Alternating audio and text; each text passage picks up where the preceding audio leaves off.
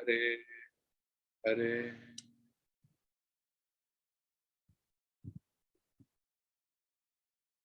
पूर्वे गौरचंद्राय राधिकाय तदालये कृष्णाय कृष्ण भक्ताय तद्भक्ताय नमः।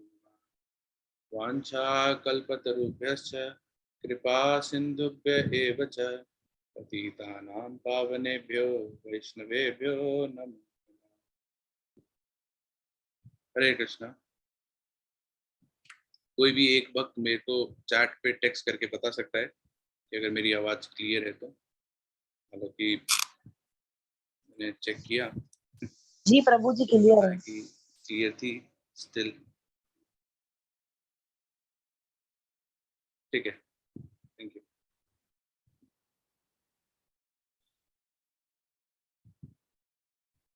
कोई एक भक्त अपना पाद पद्म प्रभु आप मत करिएगा, उनके अलावा कोई एक भक्त अपने आप को अनम्यूट करके कुछ बोले। मेरे को बस ये देखना है कि मुझे आप लोग की आवाज क्लियर सुनाई दे रही है। हरे कृष्णा कृष्णा कृष्णा हरे हरे, हरे राम राम राम हरे हरे। ठीक है, मुझे आप लोग की आवाज अटक अटक के आ रही है, पता नहीं। ठीक है,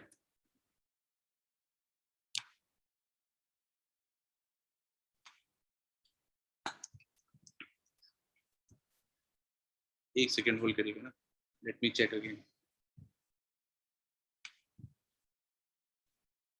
हाँ अभी बोलिए, कोई टोली प्रभु जी आप या फिर कोई जना एक बार कुछ बोलिए, कोई भी जना। हरे कृष्णा प्रभु जी दंडवत प्रणाम।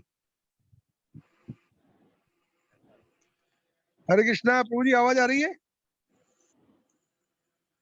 हरे कृष्णा।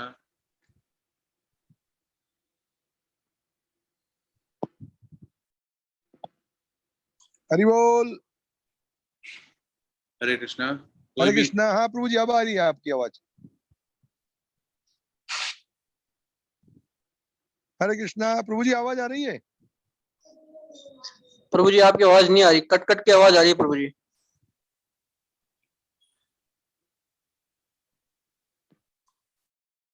आप लोग की आवाज कट अटक अटक के आ रही है मेरे को, मतलब कट रही है, आपकी आवाज ब्रेक हो रही है, क्लियर नहीं आ रही है।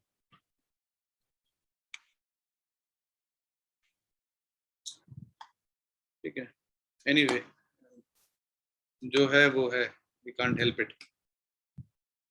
आई गेस ऐसे ही आज प्रयास करना पड़ेगा।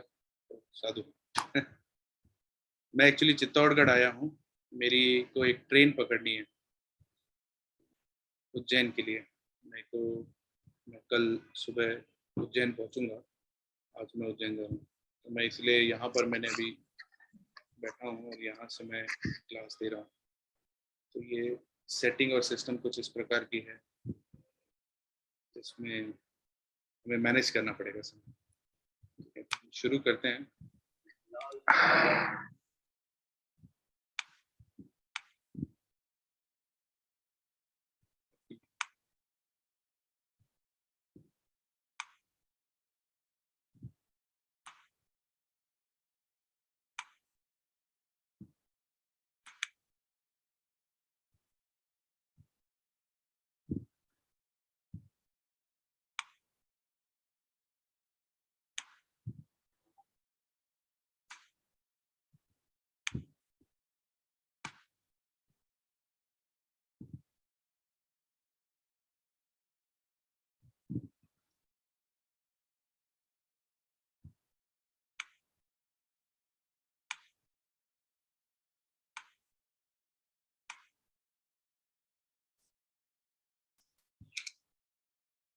हरे कृष्ण। तो हम लोग सबसे पहले हमारे लेसन भगवत गीता पढ़ लेते राजा।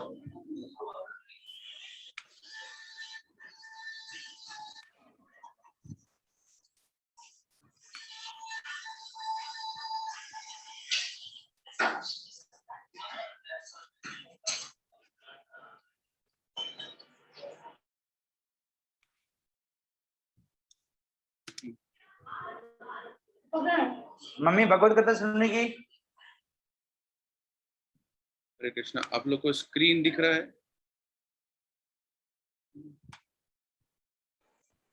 हाँ दिख रहा है सर।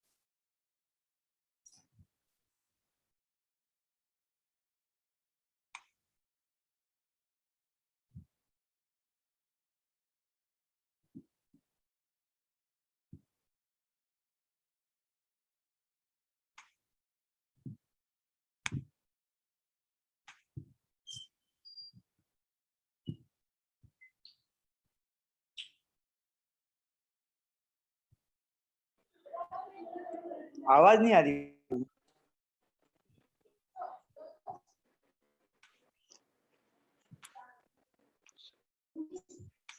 प्रभु जी आपकी आवाज नहीं आ रही।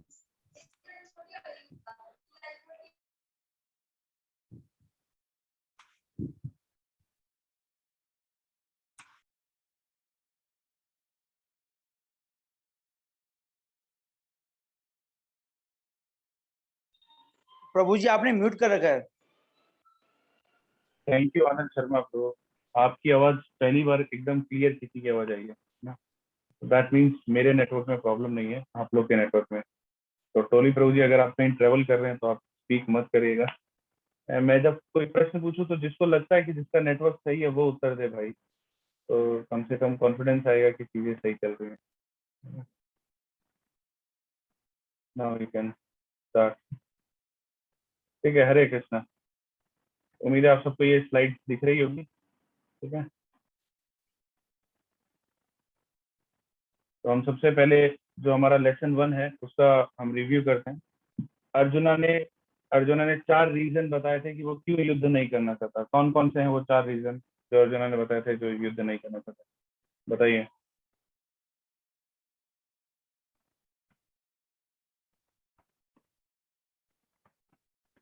कल का सत्र में हमने चर्चा की थे, अर्जुन ने 4 कारण बताए थे कि वो युद्ध नहीं करना चाहता। हरे कृष्णा हाँ प्रभु जी। हाँ, मतलब बताइए। प्रणाम। कल मैंने आपकी क्लास अटेंड नहीं करी थी, फिर भी मैं कोशिश कर रही हूँ बताने का। अर्जुन का पहला रीजन था कि वो उसके दिल में करुणा थी। ठीक है, सेकंड था करुणा। कि उसको अपने गुरुजन और अपने परिवार वालों का वध करना पड़ेगा। तीसरा ये था कि उसको उस युद्ध में असंख्य जो निर्दोष लोग हैं वो भी मारे जाएंगे, कुल का नाश होगा, और कुल का नाश होगा तो ऐसी संतानों की वर्ण शंकर की उत्पत्ति होगी। ठीक है, ठीक है, आपने थोड़ा डिटेल में बताया। हम लोग ने इन सभी को एक एक नाम दिया था स्पेसिफिक। ठीक है, कोमल समतानी माता जी आप बताइए। हरे कृष्णा प्रभु जी। हाँ फर्स्ट रीजन तो करुणा है। ठीक है। Second enjoyment. हाँ ठीक है, fear of sinful reactions. Very good. और चौथा था ना कि डेथ ऑफ फैमिली एल्डर्स। ठीक है, अब इसको याद करने का सबसे सही सरल उपाय है ABCDEF, है ना। ए से अर्जुन, बी से भगवत गीता, ठीक है, सी से कंपैशन, डी से डिस्ट्रक्शन ऑफ फैमिली ट्रेडिशन, मतलब फैमिली की जो परंपरा है वो डिस्ट्रॉय हो जाएगी, वो नष्ट हो जाएगी। ई से एंजॉयमेंट, और एस से फियर ऑफ सिंफुल रिएक्शन, ये जो पाप हमें चढ़ेगा इतने सारे लोगों को मारने का, इसका भय। ठीक है, तो ABCDEF, ए से अर्जुन, बी से भगवद गीता और CDEF से हमारे ये 4 रीजन है। Compassion, enjoyment, destruction of family tradition और हमारा है फियर ऑफ सिंफुल रिएक्शन। ठीक है, ये हमने कल चर्चा की थी। अब give an example of Krishna as भक्तवत्सला, हमने अभी जो चर्चा की है पहले अध्याय में, उसमें हमने भगवान को एक भक्त वत्सल की तरह देखा है। उसका कोई उदाहरण बताइए कि कैसे भगवान भक्त वत्सलता का जो अभिनय है वो यहाँ निभा रहे हैं। हरे हरे कृष्णा हाँ प्रभु जी। हाँ जब माता जी। अर्जुन ने बोला कि कृष्ण एक तो सारथी बने थे, खुद भगवान होकर रथ के सारथी बने थे, और जब अर्जुन ने बोला कि इस रथ को युद्ध भूमि के बीच में ले जाओ, तो उस आदेश का पालना करते हुए अपने भक्तों के लिए खुद कृष्ण भगवान उस रथ को युद्ध स्थल के बीच में भी ले गए। ठीक है, good. Next, what are the progressive steps leading towards the destruction of dynasty. हमने जो ये चौथा रीजन था कि कुल का नाश हो जाएगा, परंपरा, डिस्ट्रक्शन ऑफ फैमिली ट्रेडिशन, जो हमारी परंपरा है परिवार की, जो हमारे परिवार की परंपरा चली आ रही है इतने वर्षों से, इतने पीढ़ियों से, उसका नाश हो जाएगा। इसके स्टेप्स क्या क्या हैं? खैर ये लंबा है, इसको हम चर्चा करते हैं ना, मैंने इसको बनाया हुआ। तो ये है डिस्ट्रक्शन ऑफ फैमिली ट्रेडिशन, ठीक है। अब इसमें हम देखें तो सबसे पहला है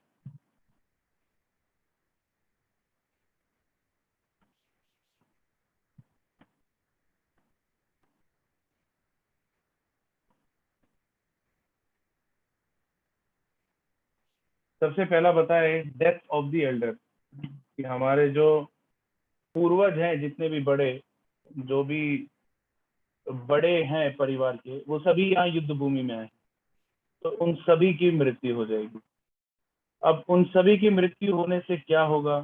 उन सभी की मृत्यु होने से जो परिवार का ट्रेडिशन चला आ रहा है वो लुप्त हो जाएगा।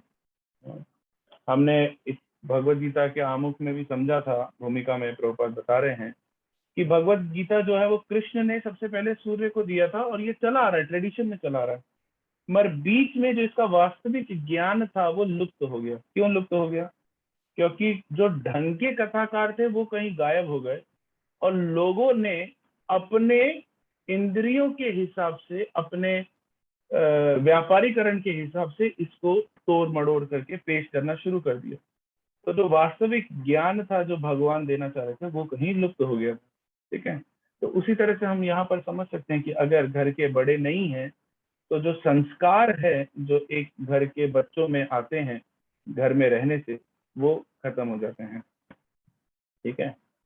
फैमिली बिकम्स इन्वॉल्व इन इररिलीजन, और फिर फैमिली जो है वो इररिलीजन में इन्वॉल्व हो जाती है। हमने कल इसका उत्तर दिया था कि इररिलीजन से यहाँ पर मतलब है अधर्म, यानी क्रॉस ब्रीड धर्म, कि हमारा धर्म कुछ है, सामने वाले का धर्म कुछ और है, पड़ोसी का धर्म कुछ और है, और हम लोग अब सबका मिक्स करके पालन कर रहे हैं।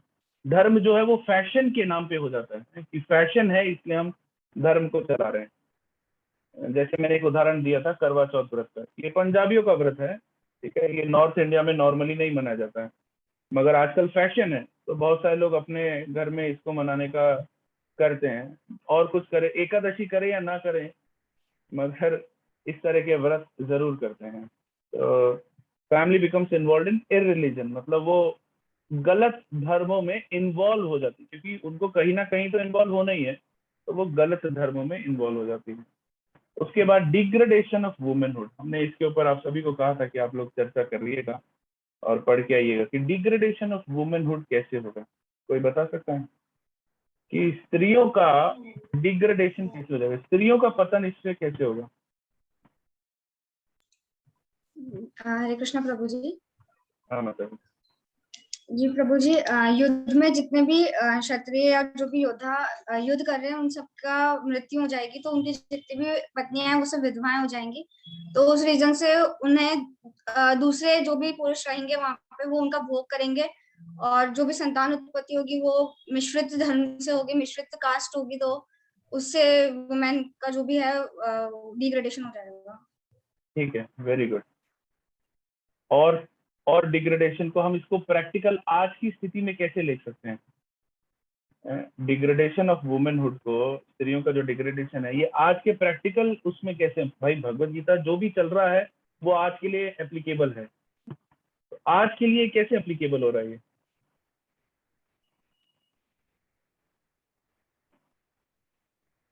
ठीक है, देखिए, डिग्रेडेशन ऑफ वुमेनहुड, स्त्रियों का पतन, एक तो कारण ये है जो माता जी ने बताया कि भाई सभी क्षत्रिय जो हैं, जो योद्धा हैं, वो लोग युद्ध में गए हैं। अभी वहां पर सभी का अंत होना है। तो जब सबका अंत हो जाएगा, इतने बड़े लेवल पे विनाश होगा, तो जो बच जाएंगी वो स्त्रियां बच जाएंगी। फिर स्त्रियों को अपना घर चलाना पड़ेगा, सब कुछ करना पड़ेगा, जिसके लिए उन्हें हो सकता है अपने आप को बेचना पड़े या उनको काम करना पड़े, ये सब चीजें करना पड़े घर चलाने के लिए।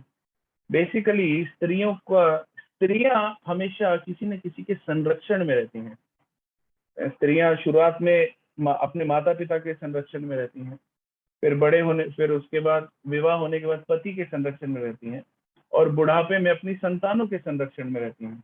हमेशा किसी न किसी के संरक्षण में रहती हैं। वो इंडिपेंडेंट ज्यादा नहीं रहती हैं। क्यों? क्योंकि उनके लिए वो इंडिपेंडेंसी नहीं है। उनको जरूरत नहीं है वो सब चीजें करने की। उनका जो कार्य है वो है परिवार को बड़ा करना, परिवार को संभालना, परिवार को संस्कार देना। अब ये डिग्रेडेशन ऑफ वुमेनहुड आज के लिए कैसे एप्लीकेबल है? क्योंकि आजकल स्त्रियां जो हैं वो पुरुषों की बराबरी करना पसंद करती हैं, और पुरुषों की बराबरी करना जब वो पसंद कर रही हैं तो वो भी जॉब करना चाहती हैं, अलग अलग नाना प्रकार की चीजें करना चाहती हैं। वेस्ट में ऐसा अक्सर होता है कि पति भी जॉब करने जा रहा है और पत्नी भी जॉब करने जा रही है, और जो संतान उत्पन्न हुई है उसको कौन संभाल रहा है? उस संतान को बेबी सिटर संभाल रही है या संभाल रहा है। और पति पत्नी उस संतान से मिलते कब है? खाली संडे को मिलते हैं, क्योंकि सुबह ये दोनों अर्ली मॉर्निंग काम पे चले जाते हैं, तब तक वो बेचारा सो रहा होता है। फिर जब ये लोग आते हैं तब तक वापस वो सो चुका होता है।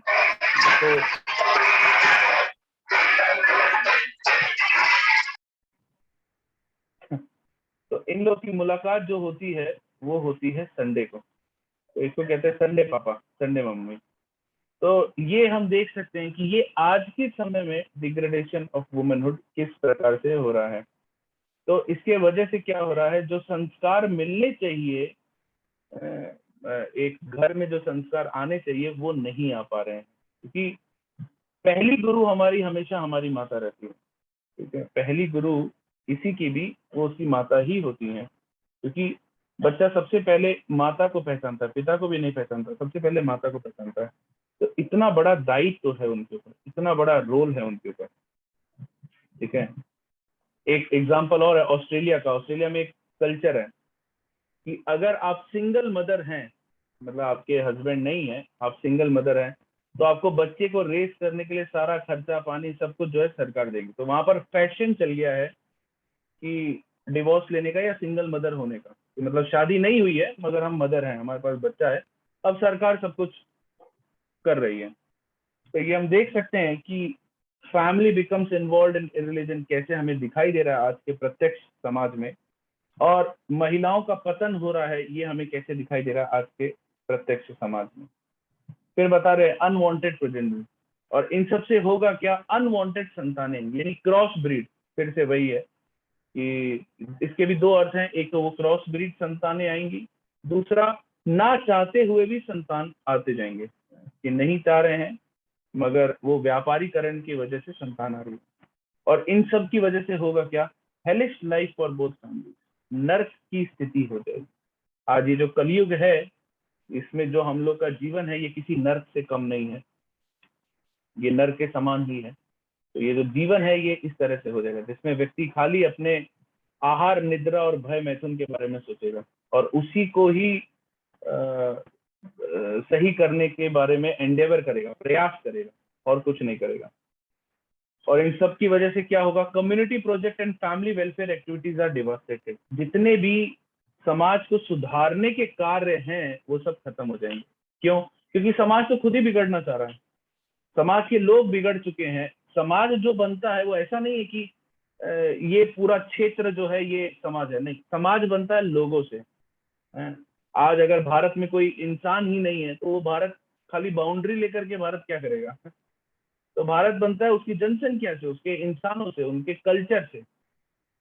तो जब व्यक्ति ही बिगड़ चुके हैं, जब वही डिग्रेड हो गए हैं, तो जो भी कल्चर को बढ़ाने की, कम्युनिटी को बढ़ाने की स्थितियां हैं या व्यवस्थाएं हैं वो सारी चरमरा जाएंगी, वो सारी खत्म हो जाएंगी। और ऐसे जो लोग होते हैं वो हमेशा नरक में ही भटकते रहते हैं। क्यों नरक में भटकते रहते हैं? क्योंकि वो कभी इस जन्म मृत्यु जरा व्याधि के चक्कर से बाहर ही नहीं आ पाएंगे, है? और तो और वो लोग नीचे की योनि में भी गिर सकते हैं, मनुष्य योनि से नीचे की योनियों में भी गिर सकते हैं, है? तो इन सब चीजों को नरक का विवरण बताया गया है। क्लियर हुआ ये पूरा सभी को? ठीक है। अब कल मेरा एक प्रश्न रह गया था, ठीक है? कल के चैप्टर में मैंने एक चीज थोड़ा सा मेरे से छूट गया था, तो मैं आज वो कवर कर लेता हूँ। हाँ, भगवत गीता 1.36 निकालिए इसको जरा, पहले चैप्टर का 36वां श्लोक। ठीक है, इसमें बता रहे हैं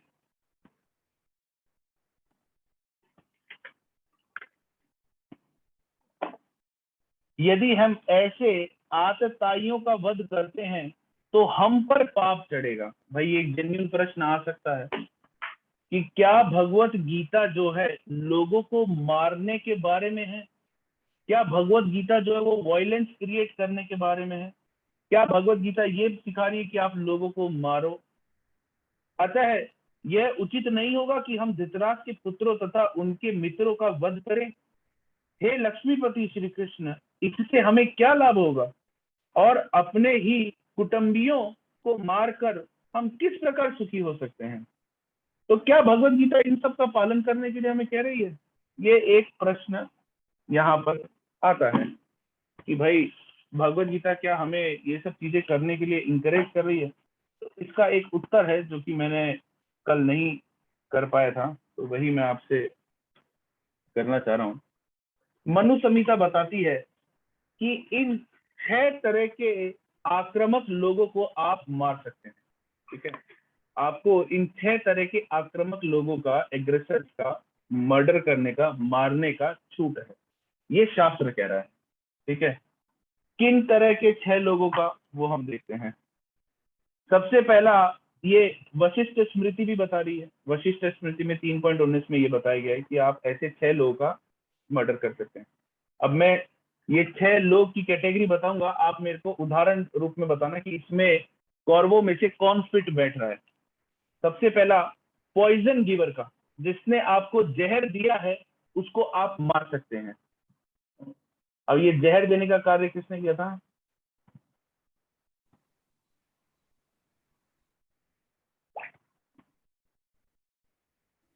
दुर्योधन ने प्रभु जी, दुर्योधन ने भीम को, हाँ, दुर्योधन ने भीम को बचपन में ही जहर दिया था, ठीक है? मगर अब हम इससे समझ सकते हैं कि भगवान जिसके साथ हैं उसको नेगेटिव चीजें भी और ज्यादा पॉजिटिव होके बाहर आ जाती है। दुर्योधन ने भीम को जहर दिया था, सोचा था कि बेचारा मर जाएगा, भीम गिर गया और उसको और सांपों ने, नाग लोक में चला गया और सांपों ने काटा, वहां पर जहर ने और काटा, तो वो सब नल हो गया, माइनस माइनस पॉजिटिव हो गया सब, और उसको वहां पर और शक्तियां मिल गई। तो जो पॉइजन गिवर है उसको हम मार सकते। दूसरा, who sets fire to your house, जिसने आपके घर में आग लगाई है उसको हम मार सकते हैं। ये कौन है? शकुनी मामा। लाक्षागृह। लाक्षागृह, ठीक है? लाक्षागृह में इन लोगों ने आग लगाई थी, पांडवों के घर को जला दिया था। लाक्षागृह में कौरवों ने जलाया था, ठीक है? लाक्षागृह में कौरवों ने पांडवों के घर को जला दिया था। अब फिर से हम देखें कि जिनके साथ भगवान है उनका कुछ ना कुछ भला ही होगा। आग लगा दी, घर जल गया, उससे क्या हुआ? इंद्र अग्निदेव के ऊपर क्रोधित हो गए, अग्निदेव ने वायुदेव से प्रार्थना करी और अर्जुन को उसका दिव्य अस्त्र गांडीव और दिव्य रथ, ये दोनों मिले हैं। तो वहां पर भी बुरा करना चाह रहे थे मगर उन लोग का अल्टीमेटली भला ही हुआ। तो ऐसे लोग को आप मार सकते हो। दूसरा, जो आपको खतरनाक शस्त्रों से प्रहार करता है, जो आपको डेडली शस्त्रों से प्रहार करता है, उसको आप मार सकते हो। इसका कौन उदाहरण है? जो खतरनाक शस्त्र, करण तो नहीं है, और भी एक है।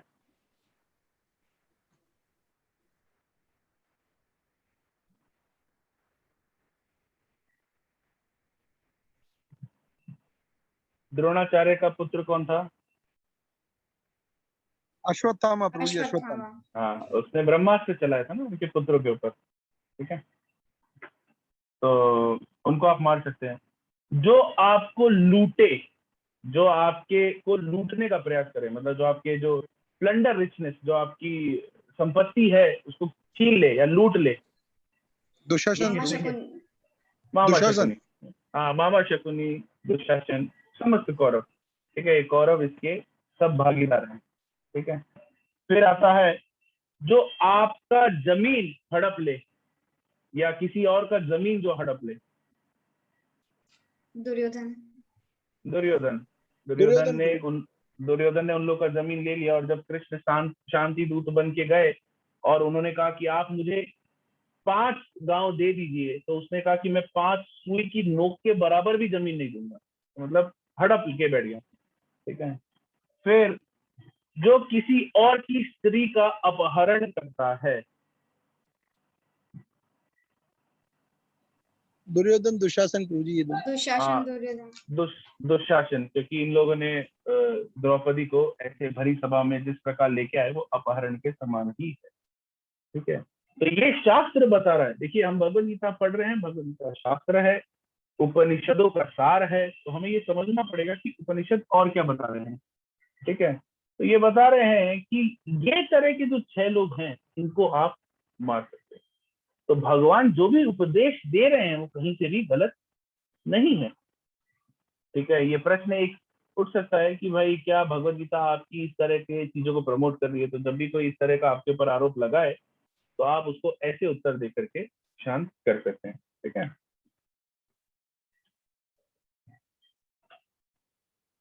अब हम चलते हैं हमारे आज के विषय के ऊपर,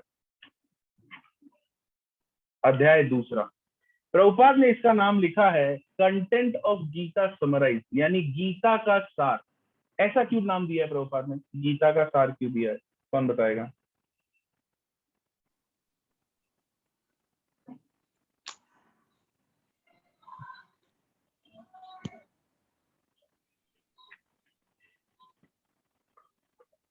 हरे कृष्णा, कोई बता रहा है गीता का सार नाम क्यों दिया है? प्रभु जी, क्योंकि इसमें जो गीता के 18 चैप्टर्स हैं, जो सारे चैप्टर्स का जो सार है, ज्ञान योग, भक्ति योग, इन सब का जो बेस्ट, सबका थोड़ा थोड़ा ब्रीफ कर जो बेस्ट है उसको बताया है। ठीक है। देखिए, भगवत गीता हमने शुरुआत में बताया था इसके गीता महात्म्य में कि भगवत गीता जो है वो एक ज्वेल बॉक्स की तरह है, एक ज्वेलरी का डिब्बा है जिसके ऊपर 6, नीचे 6 और बीच में पर्ल है। तो कर्म, ज्ञान योग, कर्म योग, भक्ति योग, ठीक है। तो ये अध्याय है 2, इसमें ये तीनों मिलेंगे आपको। भगवत गीता के 3 सेगमेंट है, ज्ञान योग, कर्म योग, भक्ति योग, ज्ञान योग, और इसमें आपको ये सारे के सारे मिलेंगे, ठीक है। तो इसीलिए इसको इसीलिए इसको गीता का सार कहा जाता है। इसमें आपको ज्ञान योग भी मिलेगा, अभी हम आगे देखते हैं कहाँ कहाँ पे कैसा है, ठीक है। उसके बाद सांख्य योग, बलदेव विद्याभूषण का जो कमेंट्री है उसमें इसका नाम है सांख्य योग। हमने बताया था बलदेव विद्याभूषण ने सभी अध्याय को एक योग का नाम दिया है, तो इस वाले अध्याय का नाम है सांख्य योग। पहले वाले का नाम था अर्जुन विषाद योग, इसका नाम है सांख्य योग, yoga through distinguishing the soul from the body. और इसका मेन मकसद क्या है? ये वो प्रकार का योग है जो कि एक व्यक्ति को सिखाता है कि शरीर और आत्मा ये दोनों अलग अलग चीज, इन दोनों के बीच में डिफरेंशिएट करना सिखाता है, ठीक है। आज का जो हमारा सत्र है वो है वर्ष 1 to 19 से लेकर के, हम देखते हैं हम कितना कवर कर सकते हैं। और जो इस टॉपिक का हमको जो सीखने को मिलेगा इससे वो है मेथड ऑफ रियलाइजिंग आत्मा, कि हम आत्मा को रियलाइज कर सकते हैं, हम आत्मा के बारे में जानेंगे। अब हम इसका ओवरव्यू एक बार समझते हैं। इसके 2.1 से लेकर के 2.10 श्लोक तक जो है वो अर्जुन का इनडिसीजन है। अर्जुन और भगवान से कंफ्यूजन अपना पूछता है और डाउट्स अपने भगवान से पूछता है, और फिर अर्जुन का बाद में वो कहता है कि वो डिसीजन लेने में असमर्थ होता है। तो ये इनडिसीजन जो है अर्जुन का, ये बेसिकली 5वां रीजन है कि वो क्यों युद्ध नहीं करना चाहता। ठीक है, इसको आज हम इस सेशन को आज हम देखने का प्रयास करेंगे। उसके बाद दूसरा है knowledge of matter and spirit, 2.11 से 2.30 तक। ठीक है, और ये 2.11 से 2.30 तक में अर्जुन को उसके पहले जो प्रश्न उसने पूछा था, पहला जो डाउट उसका था, यानी करुणा जो उसका डाउट था, उसका उत्तर उसको मिल जाएगा। ठीक है, और ये जो है ये क्या है, ये ज्ञान योग का पार्ट। ठीक है, हमने बताया कि इसमें सारे योग आएंगे, तो ये ज्ञान योग का पार्ट है। 2.11 से 2.30 ज्ञान योग का है, और इसमें अर्जुन को करुणा का उत्तर मिलेगा। फिर दूसरा है 2.31 से 2.38 तक, ये है आपका कर्म कांड। ठीक है, कर्म कांड के बारे में, ये कर्म योग है। ठीक है, इसमें अर्जुन को दूसरे प्रश्न का उत्तर मिलेगा। दूसरा प्रश्न उसका क्या था, दूसरा रीजन उसका क्या था, इंजॉयमेंट। ठीक है, इंजॉयमेंट के बारे में था, उसका उत्तर उसको इसमें मिल जाएगा। फिर तीसरा जो इसका डिवाइड आ रहा है वो है 2.39 से 2.53 तक। ठीक है, ये जो है ये है बुद्धि योग। ठीक है, और ये बता रहा है बुद्धि योग निष्काम कर्म योग हम कह सकते हैं, बी डिटैच फ्रॉम फ्रूट। तो इसमें जो उत्तर मिलेगा वो मिलेगा तीसरे और चौथे रीजन का। तीसरा यानी फियर ऑफ सिंफुल रिएक्शन, और चौथा डिस्ट्रक्शन ऑफ फैमिली ट्रेडिशन। इन दोनों का उत्तर उसको यहाँ इसके बीच में मिलेगा। और ये जो 2.54 से 2.72 तक है, इसको कहते हैं भक्ति योग, यानी स्थित प्रज्ञ भी हम समझ सकते हैं इसको, स्थित प्रज्ञ भक्ति योग। ये लास्ट सेक्शन है। तो यानी इसमें ज्ञान योग, कर्म योग, बुद्धि योग, भक्ति योग, ये चारों हैं। ठीक है, तो बेसिकली पूर्ण तरह से जो भगवत गीता है उसको एक बार को संक्षिप्त में भगवान ने पहले अर्जुन को समझाया, फिर एक एक चीज को और डिटेल में भगवान बताते हैं। ठीक है, मतलब कोई अगर किसी को कुछ ज्ञान देना चाह रहा है तो उसको सीखना चाहिए कि कैसे। भगवान सबसे पहले समरी बता रहे हैं कि समरी क्या है, फिर भगवान प्रेजेंटेशन अपना देना शुरू करते हैं। तो सच अ नाइस प्रेजेंटर कृष्ण। अब हम शुरू करते हैं टेक्स्ट 2, चैप्टर 2 का टेक्स्ट 1। संजय उवाच ताम तथा कृपयाविष्ठम् अश्रुपूर्णाकुलेक्षणम् विषीदन्तम् इदं वाक्यम् उवाच मधुसूदना। ठीक है, उत्तर इसका अनुवाद बता रहे। संजय ने कहा, करुणा से व्याप्त शोक युक्त अश्रुपूरित नेत्रों वाले अर्जुन को देखकर मधुसूदन कृष्ण ने ये शब्द कहे। अब यहाँ पर मधुसूदन शब्द क्यों आया है, हम बता रहे हैं कि भगवत गीता में जहां जहां भी भगवान का जो जो नाम आएगा या अर्जुन का जो जो नाम आएगा वो बहुत ही परफेक्ट नाम आएगा और एकदम ऑफ जगह आएगा, मतलब जहां पर जो आना चाहिए वहां पर आएगा। तो यहाँ पर भगवान का नाम मधुसूदन क्यों आया है?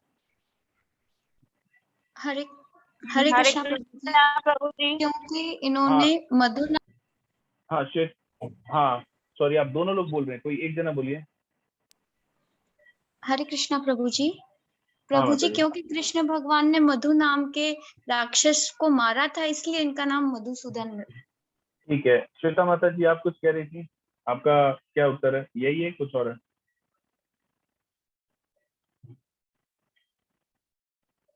ठीक है, हम लोग आगे बढ़ते। देखिए इसके 3-4 चीजें हैं जिसे हम समझ सकते हैं कि मधु क्यों कहा जा रहा है। हरे कृष्णा प्रभु जी। हाँ माता जी बताइए। क्योंकि इसमें भगवान अज्ञान रूपी असुर का वध करते हैं, जो कि अपने कर्तव्य से विमुख हो रहे हैं, उनको इंसिस्ट करते हैं।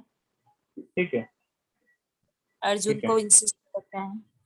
ठीक है, तो देखिए मधुसूदन का कई सारे अर्थ आते हैं। एक अर्थ तो ये है कि भगवान ने मधु नाम के दानव का वध किया था। देखिए अभी तक क्या है, अब आप ये भगवत गीता जो जिसके बीच में चल रहा है वो समझिए। भगवत गीता चल रहा है संजय और धृतराष्ट्र, है ना। संजय धृतराष्ट्र को बता रहा है। अब संजय को तो वास्तविकता पता है, मगर वो जिस हिसाब से नरेट कर रहा है और जो अभी तक हुआ है उससे धृतराष्ट्र को क्या लग रहा है, वाह भाई अर्जुन अब युद्ध नहीं करेगा और अर्जुन परास्त हो जाएगा और हम लोग जीत जाएंगे। भीष्म और ये लोग सभी पांडवों का नाश कर देंगे। ये धृतराष्ट्र सोच रहा है। अब संजय ने क्या सोचा, संजय ने सोचा यार ये भाई ये कुछ गलत जा रहा है, गलत डायरेक्शन में जा रहा है, मैं इसको हिंट कर देता हूँ। तो वो हिंट करने के लिए नई नई चीजें सामने ला रहे हैं। तो सबसे पहले उन्होंने हिंट करने के क्या लाया कि मधुसूदन, मधु यानी मधु एक दानव था जिसका भगवान ने वध किया है। अब अर्जुन के जो संशय आ रहे हैं, ये जो अर्जुन के दिमाग में जो विकार आ रहे हैं, ये सब वो दानव के समान है जिसका भगवान फिर से वध करने वाले हैं, जिसको भगवान पूरी तरह से क्लियर करने वाले हैं। दूसरा एक और अर्थ है जो बलदेव विद्याभूषण बता रहे हैं कि मधु का अर्थ होता है मिठास, है ना, मधु का अर्थ होता है मिठास, और सूदन का अर्थ होता है नाश करने वाला है। तो जो अर्जुन की विषाद है, जो अर्जुन की लेमेंटेशन है, जो अर्जुन के विषाद हैं, उनको भगवान अपनी मिठासमय वाणी से अभी नाश करने वाले हैं। ठीक है, इसीलिए इधर नाम जो है, शब्द जो है वो मधुसूदन प्रयोग किया गया, क्योंकि भगवान अर्जुन का जो भी दानव है उसको अपनी वाणी के माध्यम से ही उसको समझाएंगे, है ना, वचनों के और वाणी के माध्यम से समझाएंगे। तो वो वाणी को, भगवान की वाणी को मधु से कंपेयर किया, क्योंकि मधु क्या होता है, मीठा होता है, तो भगवान की वाणी भी मीठी है। ठीक है, इसलिए यहाँ पर इस जगह मधुसूदन शब्द का प्रयोग किया गया है। ठीक है,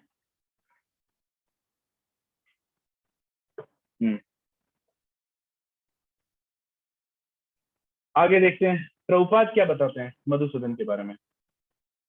इस श्लोक में मधुसूदन शब्द महत्वपूर्ण है। कृष्ण ने मधु नामक असुर का वध किया था और अब अर्जुन चाह रहा है कि कृष्ण अज्ञान रूपी असुर का वध करें जिसने उसे कर्तव्य से विमुख कर रखा है। ये अज्ञान है जो कि अर्जुन के ऊपर छाया हुआ है, तो वो चाह रहा है कि भगवान अब इसका भी वध करें, ठीक है, जिससे कि वो अपने कर्तव्य को कर सके। ठीक है, भगवान अब यहाँ पर एक बारी को तो यहाँ पर भी अर्जुन के पहले उसका उत्तर दिया गया, कंपैशन का उत्तर। ठीक है, हम इसको भी उत्तर समझ सकते हैं, मगर भगवान आगे और डिटेल में देते हैं। यहाँ पर बता रहे हैं प्रभुपाद अपने लेक्चर में बता रहे हैं कि रियल और फॉल्स कंपैशन क्या होता है, मतलब सही कंपैशन और गलत कंपैशन क्या होता है, वो प्रभुपाद एक लेक्चर में बता रहे हैं। प्रभुपाद कह रहे हैं, डूबते हुए मनुष्य के वस्त्रों के लिए करुणा मूर्खता होगी। अज्ञान सागर में गिरे हुए मनुष्य को केवल उसके बाहरी पहनावे अर्थात स्थूल शरीर की रक्षा करके नहीं बचाया जा सकता। जो इसे नहीं जानता और बाहरी पहनावे के लिए शोक करता है वह शूद्र कहलाता है, अर्थात वह वृथा ही शोक करता है। तो प्रभुपाद, नदी, कोई जना समुद्र में डूब रहा है, कोई जना समुद्र में डूब रहा है और आप क्या कर रहे हैं, आप कह रहे हैं अरे डूब रहा है, उसके बेचारे कपड़े उठा लो। आदमी डूब रहा है, उसको डूबने दो, उसके कपड़े बचा लो। हाँ, हमने आदमी को बचा लिया। तो क्या आदमी को बचाया आपने? नहीं, आपने आदमी को नहीं बचाया, आदमी तो डूब गया, आपने बस उसके कपड़े को बचाया है। तो प्रभुपाद ये बता रहे, ये करुणा है। करुणा क्या है कि आदमी को बचाओ, कपड़े के बारे में मत सोच। और भगवत गीता आगे हमें बताएगा, आसान चीज ना नहीं था, भगवत गीता आगे हमें पूरा बताएगा ये जो शरीर है ये क्या है, ये वस्त्र के समान है, ये कपड़ा है। हमें इस कपड़े को बचाने का प्रयास नहीं करना। हम कौन है?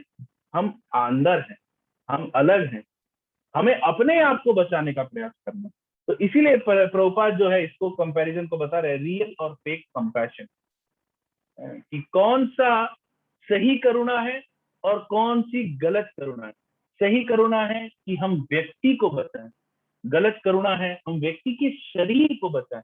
ये जो हम शरीर के माध्यम से एक दूसरे से अपना संपर्क बनाते हैं, ये संपर्क ही गलत है, ये संपर्क ही सारे की सारी समस्याओं का जड़ है। ठीक है, जब हम इस संपर्क से बाहर निकलेंगे तो हम वास्तविक रूप से अपना जो नित्य संपर्क है वो स्थापित कर सकते हैं। ठीक है, प्रभुपाद बता रहे हैं, no one knows where compassion should be applied. किसी को पता नहीं कि करुणा को कहाँ लगाना चाहिए। Compassion for the dress of a drowning man is senseless. करुणा गिरते हुए आदमी के वस्त्रों के लिए करना मूर्खता है। A man fallen in the ocean of nescience cannot be saved simply by resting his outward dress.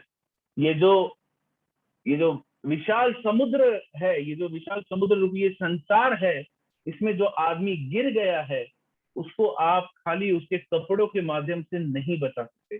कपड़ों के माध्यम यानी ये शरीर के माध्यम से है, क्योंकि हम ये विशाल जो भौतिक समुद्र है इसमें हम लोग गिर चुके हैं। अब हम खाली इस शरीर के माध्यम से अपने आप को नहीं बचा सकते, जिसको कपड़े के समान तुलना की जा रही है। One who does not know this and laments for the outward dress is called a शूद्र। और जिसको ये ज्ञान नहीं है और वो खाली उस शरीर के लिए विलाप करता है वो शूद्र के समान। और one who laments unnecessarily, या जो इन सभी को, इन सब के लिए बिना बात का लेमेंट करता है, शोक करता है। तो प्रभुपाद यहाँ बता रहे हैं कि हमें ये शरीर के लिए शोक करने के लिए कोई आवश्यकता नहीं है, कोई जरूरत नहीं है। शोक जो होना चाहिए वो बस जीव मात्र का होना चाहिए, वो हमारा होना चाहिए। और हम कौन है, अभी हम आगे इस चीज की पूरी अच्छे से चर्चा करेंगे। अब भगवत गीता का जो दूसरा और तीसरा श्लोक है, इसमें भगवान अर्जुन को चेस्टाइज कर रहे हैं, यानी डांट रहे हैं, अर्जुन को सुना रहे हैं।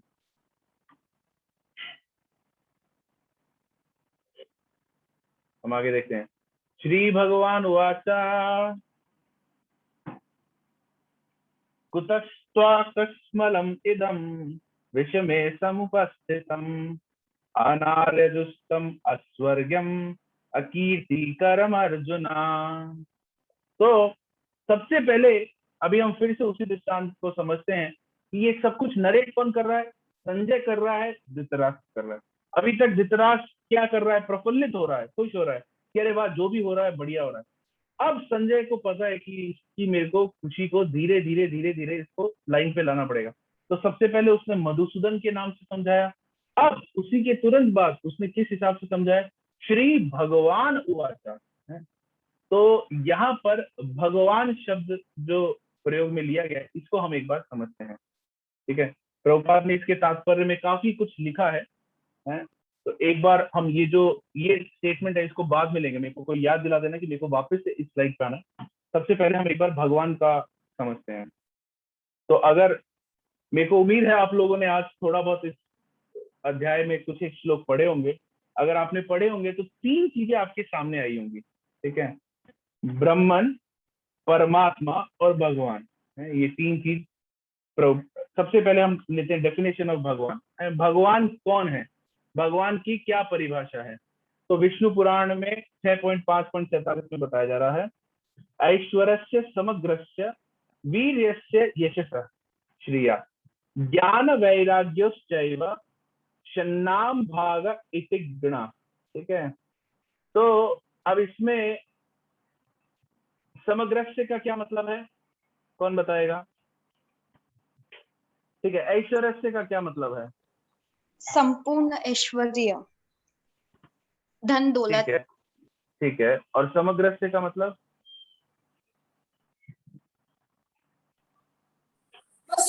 पूर्णता, पूर्णता, ठीक है। और वीर्यस्य का मतलब,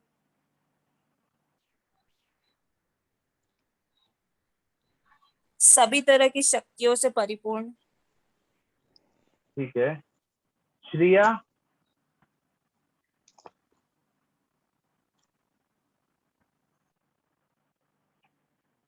ठीक है, हम देखते हैं। ऐश्वर्य का मीन्स है ऑपुलेंस, मतलब भगवान का जो ऐश्वर्य है, ऑपुलेंस है भगवान की का जो ऐश्वर्य को हिंदी में कैसे समझो, ऐश्वर्य हिंदी शब्द है ना। भगवान का जो ऐश्वर्य है वो सबसे बड़ा है, ठीक है, ऑपुलेंस। वीर्य मतलब भगवान का बल, वीर्य है ना, भगवान का बल जो है, स्ट्रेंथ जो है वो विशाल है। फिर यश, यश मतलब भगवान की यश, प्रतिष्ठा, फेम, भगवान का जो फेम है ये अपने आप में पूर्ण है। श्रिया मीन्स सुंदरता, भगवान की जो सुंदरता है वो अपने आप में पूर्ण है, इतने सुंदर है कि सभी चीज को मोहित कर लेते हैं। ज्ञान, भगवान का जो नॉलेज है वो अपने आप में पूर्ण है, तभी तो भगवान भगवत गीता बता पा रहे हैं जो पूर्ण होगा वही इतना पूर्ण ज्ञान दे सकता है। और वैराग्य यानी भगवान का जो वैराग्य है वो भी अपने आप में पूर्ण है। हमने काफी बार इस चीज को चर्चा करी है कि एक बार गोपियों को यमुना नदी पार करना था, यमुना नदी में बहुत तेज पानी था, कृष्ण खड़े थे, तो उन्होंने कहा कि हमें उधर जाना है दुर्वासा मुनि को खाना देने, हम कैसे जाएं? तो कृष्ण ने कहा कि ठीक है, तुम यमुना रानी को बोलो कि मैं बाल ब्रह्मचारी हूँ, ऐसा तुम बोलो, वो तुम्हें मार्ग दे देंगी। अगर सत्य है ये बात तो वो तुम्हें मार्ग दे देंगी। तो गोपियां कहती है ये कैसा सत्य है, हमें पता है तू बाल ब्रह्मचारी नहीं, और हमें पता है तो ऐसा नहीं।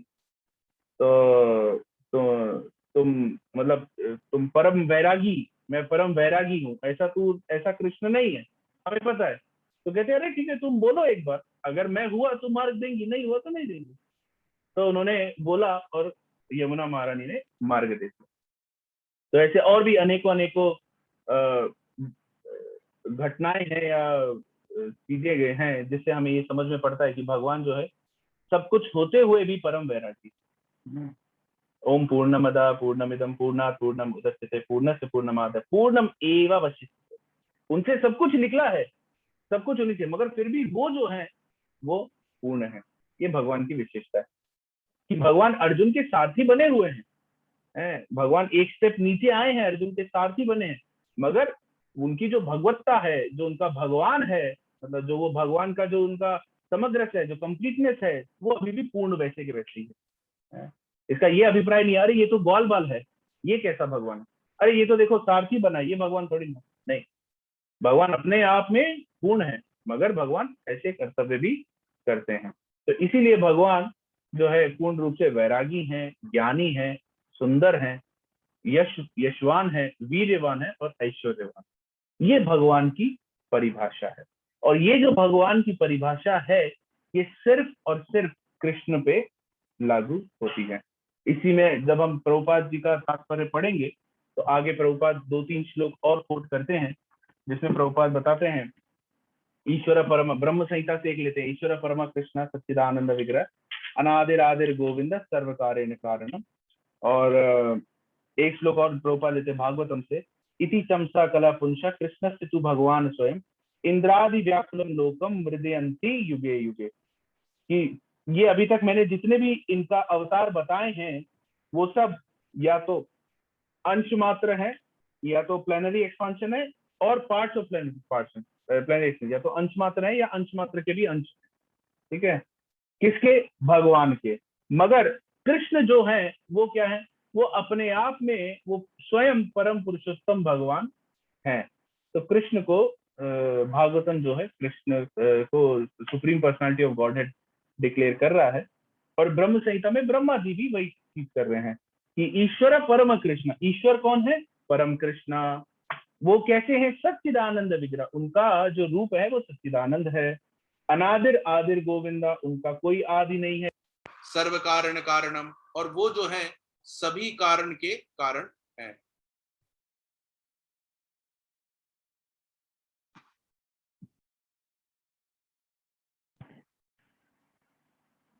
हरे कृष्णा। मेरी आवाज आ रही है आप लोग को? हाँ प्रभु जी आ रही है। ठीक है, तो यहाँ पर ये चीजें प्रभुपाद बता रहे हैं। अब हम आते हैं हमारे अगले कॉन्सेप्ट की तरफ, जो कि बता रहा है ब्रह्मन, परमात्मा और भगवान। सबसे पहले आप लोग बताइए कि आप लोग इससे क्या समझे? ब्रह्मन, परमात्मा, भगवान से आप लोग क्या समझे? क्या है ये तीनों? किसी ने पढ़ा ये चीज? हरे कृष्ण प्रभु जी।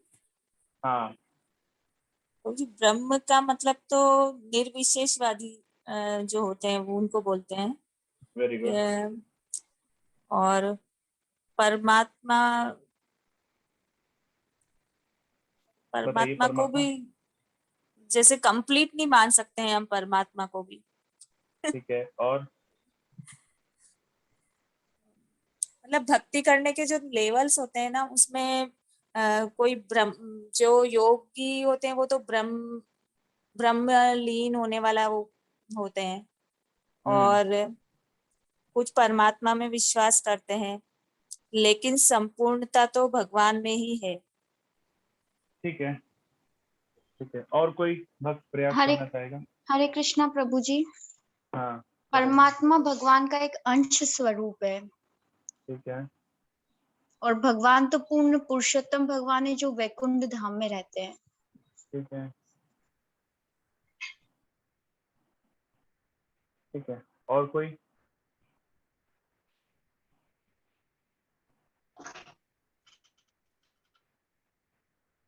हाँ, भूपेंद्र जी बताइए।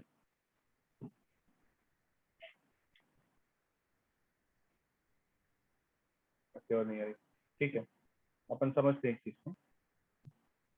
देखिए, आप ये जो चित्र में दिखाया मैंने, इसमें आपको भगवान जहाँ खड़े हैं, भगवान का जहाँ मुख अरविंद है, जहाँ मुख है भगवान का, उसके पीछे आपको तेज दिख रहा है? आप लोग को ये जो भगवान का चित्र दिख रहा है, इसमें भगवान का जो मुकुट है, जो चेहरा है, उसके पीछे व्हाइट व्हाइट व्हाइट व्हाइट वो तेज दिख रहा है आप लोग को? हरे कृष्णा। यस प्रभु जी, यस हाँ, प्रभु जी। ठीक है, ठीक है। तो इस स्टेज को अभी ध्यान रखना है ना। अब हम इसको समझते हैं, ठीक है, कि क्या है ये तीन। ठीक है, ये ब्रह्मन, परमात्मा और भगवान, ये तीन कॉन्सेप्ट है। एक है ब्रह्म रियलाइजेशन, यानी ब्रह्म ज्योति के बारे में है। फिर एक है परमात्मा रियलाइजेशन, परमात्मा यानी जो सभी के अंदर है। लोबा कहते हैं ना कुछ। देखो, ब्रह्मन रियलाइजेशन वालों का क्या कहना है कि भगवान का कोई आकार नहीं है, भगवान का कोई स्वरूप नहीं है, भगवान हर जगह है। भगवान का कोई आकार नहीं, भगवान का कोई स्वरूप नहीं, भगवान हर जगह है, भगवान निराकार है। ठीक है, हमें मुक्ति प्राप्त करना है, हमें भगवान में लीन हो जाना है। ठीक है, ये ब्रह्मन रियलाइजेशन। परमात्मा का कहना है भगवान सभी जगह है, सभी के अंदर है। मेरे अंदर भी परमात्मा है, तेरे अंदर भी परमात्मा है, मैं भी भगवान हूँ, तू भी भगवान है। कल दोनों मिलके चोरी करते हैं, चोरी किसने करी? भगवान ने करी। तो परमात्मा वाले सभी ये बताते हैं कि हम सभी के अंदर भगवान है और हम भी भगवान हैं। यही नहीं कि हम सभी के अंदर भगवान है, हम भी भगवान, उनका ये कॉन्सेप्ट है। फिर आता है भगवान रियलाइजेशन। भगवान रियलाइजेशन जो होते हैं वो समझ सकते हैं कि भगवान कौन है, उनका आकार है कि नहीं है, कैसे दिखते हैं, कहाँ रहते हैं, क्या खाते हैं, क्या पीते हैं, कैसे चलते हैं, ये सारी गतिविधियों का डिस्क्रिप्शन उनके पास होता है। वो होते हैं भगवान रियलाइजेशन। अब हम इसको इस चित्र के माध्यम से समझते हैं जो प्रभुपाद ने समझाया। मैंने एक चित्र बनाने का प्रयास किया है। देखिए, ये सूर्य है ना, आप सभी लोगों ने सूर्य देखा है। अब ये सूर्य है, सूर्य की तीन चीजें होती हैं। ठीक है, एक हो गया सूर्य की जो सनशाइन है, जो सूर्य की रोशनी है जो हमें दिख रही है। सूर्य की रोशनी मुझे जमीन पे भी दिख रही है, तो क्या जमीन पे वो सूर्य है? नहीं, वो सूर्य ऊपर है, मगर उसकी रोशनी मुझे जमीन पे दिख रही है। तो इसका क्या मतलब है? मैं क्या समझू कि सूर्य की रोशनी ही सब कुछ है। जो लोग सूर्य तक नहीं देख पा रहे हैं वो क्या समझे कि सूर्य की रोशनी सब कुछ है? वो गलत होगा। तो सूर्य है, उसका एक पार्ट है सूर्य की रोशनी। जो अभी हमने भगवान का चित्र आपको दिखाया, उसमें भगवान है, भगवान का एक पार्ट है उनका वो दिव्य तेज जो उनके पीछे दिखाई दे रहा था, विद्यमान। ठीक है, दूसरा एस्पेक्ट हुआ वो सूर्य की सतह है। जो सूर्य हमें देखने से दिख रहा है वो क्या चीज है? वो है परमात्मा। जो सूर्य की बाहरी सतह है जो हमें देखने से दिख रही है वो है परमात्मा। ठीक है, मगर सूर्य क्या है? क्या उस ग्रह के अंदर कोई लोग रहते नहीं है? क्या उसके अंदर कोई रहता है कि नहीं रहता है, जो इन सब चीजों को सुचारू रूप से चला रहा है? कौन है वो? है ग्रह के अंदर रहने वाले लोग, या ग्रह के अंदर जो रहता है, या वो भगवान, या सूर्य ग्लोब के अंदर जो सूर्य गॉड रह रहे हैं, सूर्य भगवान रह रहे हैं। ये हो गया भगवान। तो ये तीनों में अंतर है। ये तीनों है एक ही चीज। आप तीनों को ही सूर्य कह सकते हैं। सूर्य की किरणों को भी सूर्य कह सकते हैं, जो सूर्य दिख रहा है उसको भी सूर्य कह सकते हैं, और सूर्य भगवान को भी सूर्य कह सकते हैं। मगर ये तीनों में अंतर है। अब कोई किरणों को ही सूर्य भगवान समझ ले तो वो सही नहीं है। वो कहाँ लूप लाइन में अटक जाएगा, किस लूप लाइन में अटक जाएगा? अंधकार कि वो न जाने कितने जन्मों तक इसी लूप लाइन में अटका रहेगा कि यही सूर्य भगवान है, यही सूर्य भगवान है, यही सूर्य भगवान है। और फिर फाइनली उनको जाकर के रियलाइज होगा कि ये चीज अलग है। शेखर नवल प्रभु ने हाथ उठाया है। हाँ प्रभु जी बताइए, आप कुछ कहना चाह रहे थे?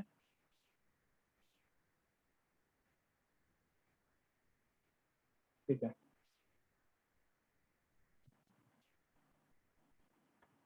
तो ये तीनों जो है वो अलग अलग है। जैसे ब्राह्मण जो है वो अभी हमने बताया वो सूर्य की किरणें हैं, सनशाइन, ठीक है। फिर परमात्मा जो है वो सूर्य की सतह है, सूर्य का सरफेस। और भगवान जो है वो सन गॉड या वो ग्लोब है। तो उसी तरह से अब लोग कह सकते हैं कि भाई है, हमने तो खाली सतह ही देखी है और उसकी किरणें देखी है, उसके अंदर क्या है ये तो हमने कभी देखा ही नहीं। तो हमने नहीं देखा तो क्या वो एग्जिस्ट नहीं करता? श्वेता माता जी आपने हाथ उठाया, आपको कुछ बोलना पूछना है तो पूछ सकते हैं, बताइए। प्रभु जी, हम इसको इस तरह से भी समझ सकते हैं क्या, प्राइमरी, सेकेंडरी और सुप्रीम स्टेजेस लाइक? समझ सकते हैं कि भाई प्राइमरी जो हमको प्रत्यक्ष रूप से दिखाई दे रही है वो है सूर्य की किरणें। सेकेंडरी जिसको हमें देखने के लिए बहुत मेहनत करना पड़ रहा है वो है सूर्य की सतह।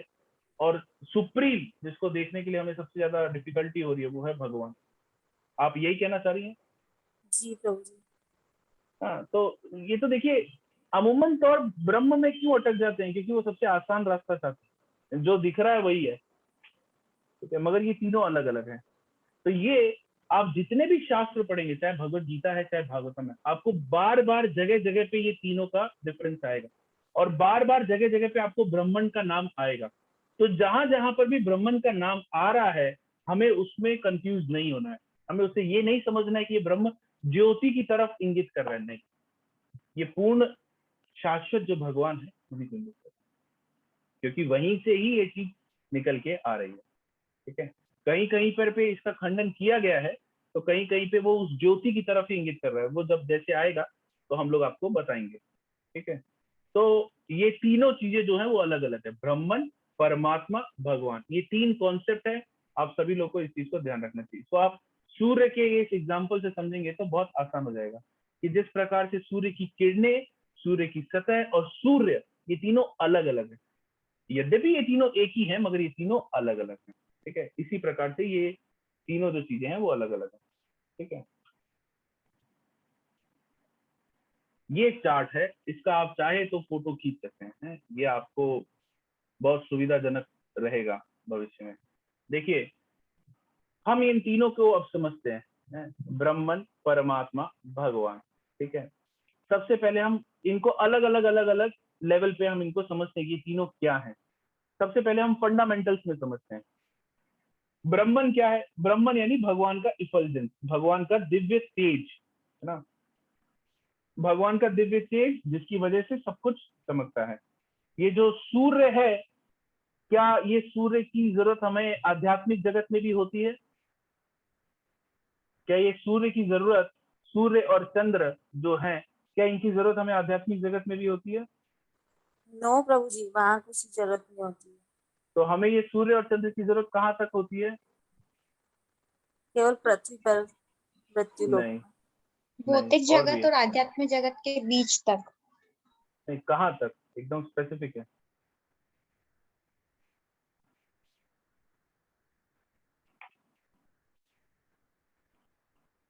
ठीक है, स्वर्ग लोक तक हमें इस सूर्य की जरूरत होती है। ओम भूर्भुवः स्वः, है ना, तो स्वर्ग लोक तक हमें जरूरत होती है,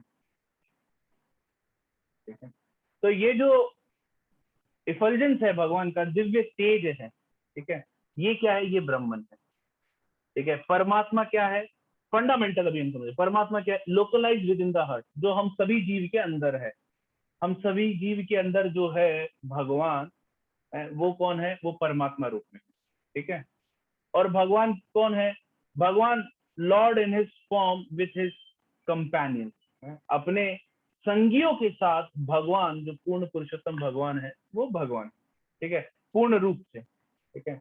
अब हम इसके वर्ड मीनिंग को समझते हैं। तो ब्रह्मन का मतलब है डेफिनेट पावर, ठीक है, और परमात्मा का मतलब है परम आत्मा या परम पर आत्मा, यानी सुपर सोल, जो हमारे अंदर सुपर सोल है। पोजेसर ऑफ 6 ऑपुलेंस, भगवान का मतलब क्या है? भगवान का मतलब अभी हमने समझा, जिनके पास ये 6 की 6 चीजें हैं, ठीक है, strength, riches, fame, beauty, knowledge, renunciation, ये 6 चीजें जिनके पास है, ये भगवान, ठीक है। फिर पर्पस, ये तीनों चीजें अलग अलग क्यों हैं? ये तीनों चीजों का पर्पस क्या है? ब्राह्मण का है cover the form from non devotees, जो अभक्त हैं उनसे भगवान का वास्तविक रूप जो है वो छुपा के रखना, ठीक है। परमात्मा का क्या है? एक्सेसिबिलिटी फॉर एवरीवन, सभी के लिए है वो, एक्सेसिबल सभी के लिए, जो चाहे वो उसको एक्सेस कर सकता है, ठीक है। मगर भगवान का क्या है पर्पस? भक्तों को आनंद प्रदान करना, pleasure for of the pure devotees. Bhagavatam में कुंती महारानी की शिक्षाओं में 20वां श्लोक हम इसमें देख सकते हैं, pleasure of the pure devotees, ये भगवान का पर्पस। अब किसको कौन पूजता है? ब्राह्मण के वर्शिपर्स कौन है? इम्पर्सनलिस्ट, जो मायावादी होते हैं या फिर जो इम्पर्सनल होते हैं, जो भगवान के रूप को नहीं मानते, जो कहते हैं भगवान का कोई आकार नहीं है, कोई रूप नहीं है, वो इम्पर्सनलिस्ट, ठीक है। जो स्पेकुलेटर्स होते हैं ज्यादातर, या जो रीडर्स होते हैं, साइंटिस्ट वगैरह टाइप के भी कह सकते हैं। और परमात्मा को योगी, जो मेडिटेशन करते हैं, ध्यान करते हैं, जिनको अपनी इंद्रियों के ऊपर नियंत्रण रहता है, वो परमात्मा से अपना संबंध बनाते हैं। और भगवान से अपना संबंध कौन बनाता है? भगवान से संबंध उनके भक्त बनाते हैं, और भगवान सभी भक्तों के लिए एक्सेसिबल है, सभी भक्तों के लिए वो अप्रोचेबल है। मार्ग क्या है? योग। योग इसके लिए कौन कौन सा योग है?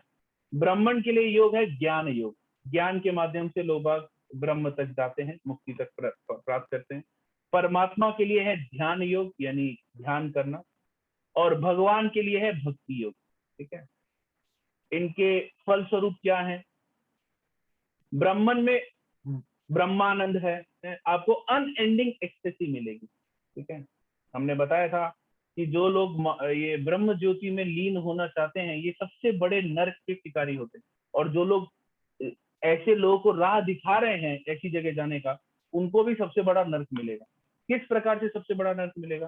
सबसे बड़ा नरक इस प्रकार से मिलेगा, क्योंकि एक तो जीव खाता वहां से है, दूसरा आपने उसको जहां से आया वापस वहीं भेज दिया, तीसरा वो वहां पर अनादिकाल के लिए अटक गया है, अनादिकाल के लिए अटक गया है, और फिर अटकने के बाद वो वापस पुनः उसको 84 लाख योनि करना पड़ता। तो मतलब जहां से उसने आज तक उसने जो कुछ किया है वो उसको फिर से पूरा सब कुछ करना पड़ता। तो ये लूप लाइन है जिसमें वो कभी बाहर नहीं आ पाएगा।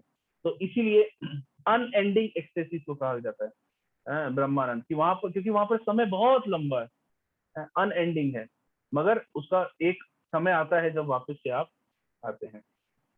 और परमात्मा जो है वो उसमें क्या है? डीपर एक्सटेसी, और डीप है परमात्मा कॉन्सेप्ट है, यहाँ पर परम आनंद में आप चले जाते हैं। और जो भगवान कॉन्सेप्ट है उसमें आप प्रेमानंद में है, लविंग एक्सटेसी, यानी प्रेम के आनंद में भगवान के साथ रहते हैं। रास, कौन कौन से रास है?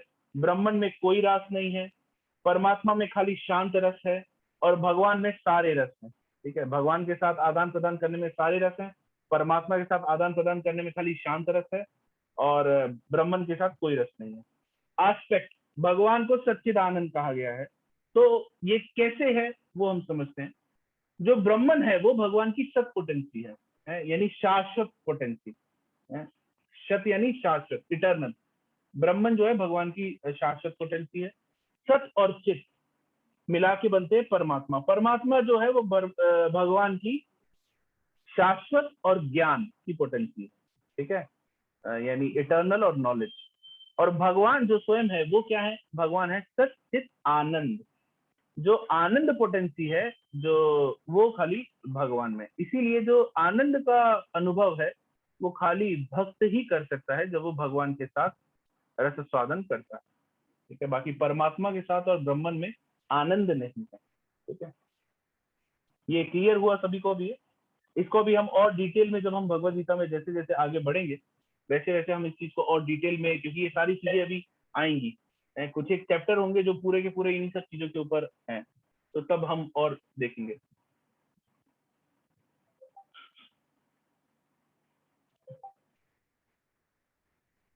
अब हम आगे चलते हैं।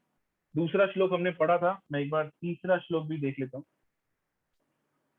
जिसमें भगवान अर्जुन को, हाँ मैंने कहा था मेरे को वापस याद दिलाना, पीछे जाना होगा। देखिए दूसरे श्लोक में अगर हम देखें तो भगवान क्या कर रहे हैं, the supreme person God is my dear Arjuna, तुम्हारे अंदर ये इम्प्योरिटीज कहाँ से आ गई हैं कि ये तुम्हारे को शोभा नहीं देती, कुतस्त्वकस्मलम इदम, ये सब तुम्हारे अंदर कहाँ से आया, ये तुम्हें शोभा नहीं देता है। They lead to not to higher planets but to infamy, और ये तुम्हें अकीर्ति करम अर्जुना, ये तुम्हें अकीर्ति की तरफ ले जाएंगे, है ना, कि तुम्हारी जो कीर्ति है उसको नष्ट कर देंगे किसी को। ये सब तुम्हारे अंदर कहाँ से आ रहा है ये सब, ठीक है। तो ऐसे करके भगवान अर्जुन को संबोधित कर रहे हैं, और इसके बाद बता रहे हैं भगवान,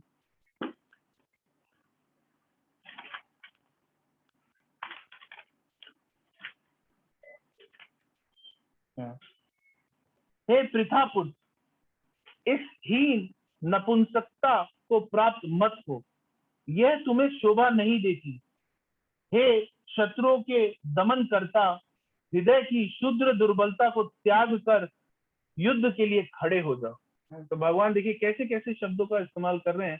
तीसरे में कह रहे हैं कि शत्रुओं का दमन करता, क्योंकि अर्जुन के पास, बलदेव विद्याभूषण यहाँ पर बता रहे कि अर्जुन के पास वो सारी चीजें हैं जिससे वो युद्ध को बहुत ही जल्दी और तुरंत समाप्त कर सकता है, और वो अकेले अपने पराक्रम के दम पे भी वो युद्ध को जीत सकता है, और स्वयं उसके साथ भगवान है, फिर भी वो ये सब दुर्बलता के बारे में सोच रहा है।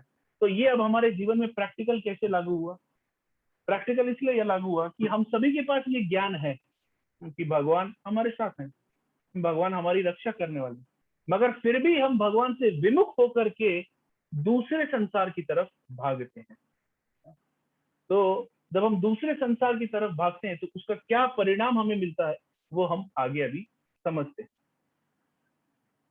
यहाँ पर बता रहे हैं, वज्राद अभी कठोरा एंड कुसुमाद अपि कोमला, कि भगवान कैसे हैं? भगवान वज्र के समान कठोर हैं और पुष्प के समान, कुसुम पुष्प के समान कोमल हैं। तो भगवान कह रहे हैं, भगवान यहाँ पर अर्जुन को डांट रहे हैं, तो उसके ऊपर प्रभुपाद बता रहे हैं कि भगवान जो है वो वज्र के समान कठोर हैं और पुष्प के समान कोमल है। ये भगवान का दोनों रूप है। ये रूप किस लिए है? ये रूप इसलिए है जिससे कि मनुष्य को, जीव को समझाया जा सके। जिस प्रकार एक पिता अपने पुत्र को डांटता है, उसके डांटने के पीछे उद्देश्य क्या होता है कि वो सही मार्ग पे आ जाए। वो डांटता है मगर डांटने के पीछे उद्देश्य एकमात्र यही होता है कि वो सही राह पे आ जाए। इसी प्रकार से भगवान जो है वो हमारे परम पिता हैं, वो हमें डांटते हैं।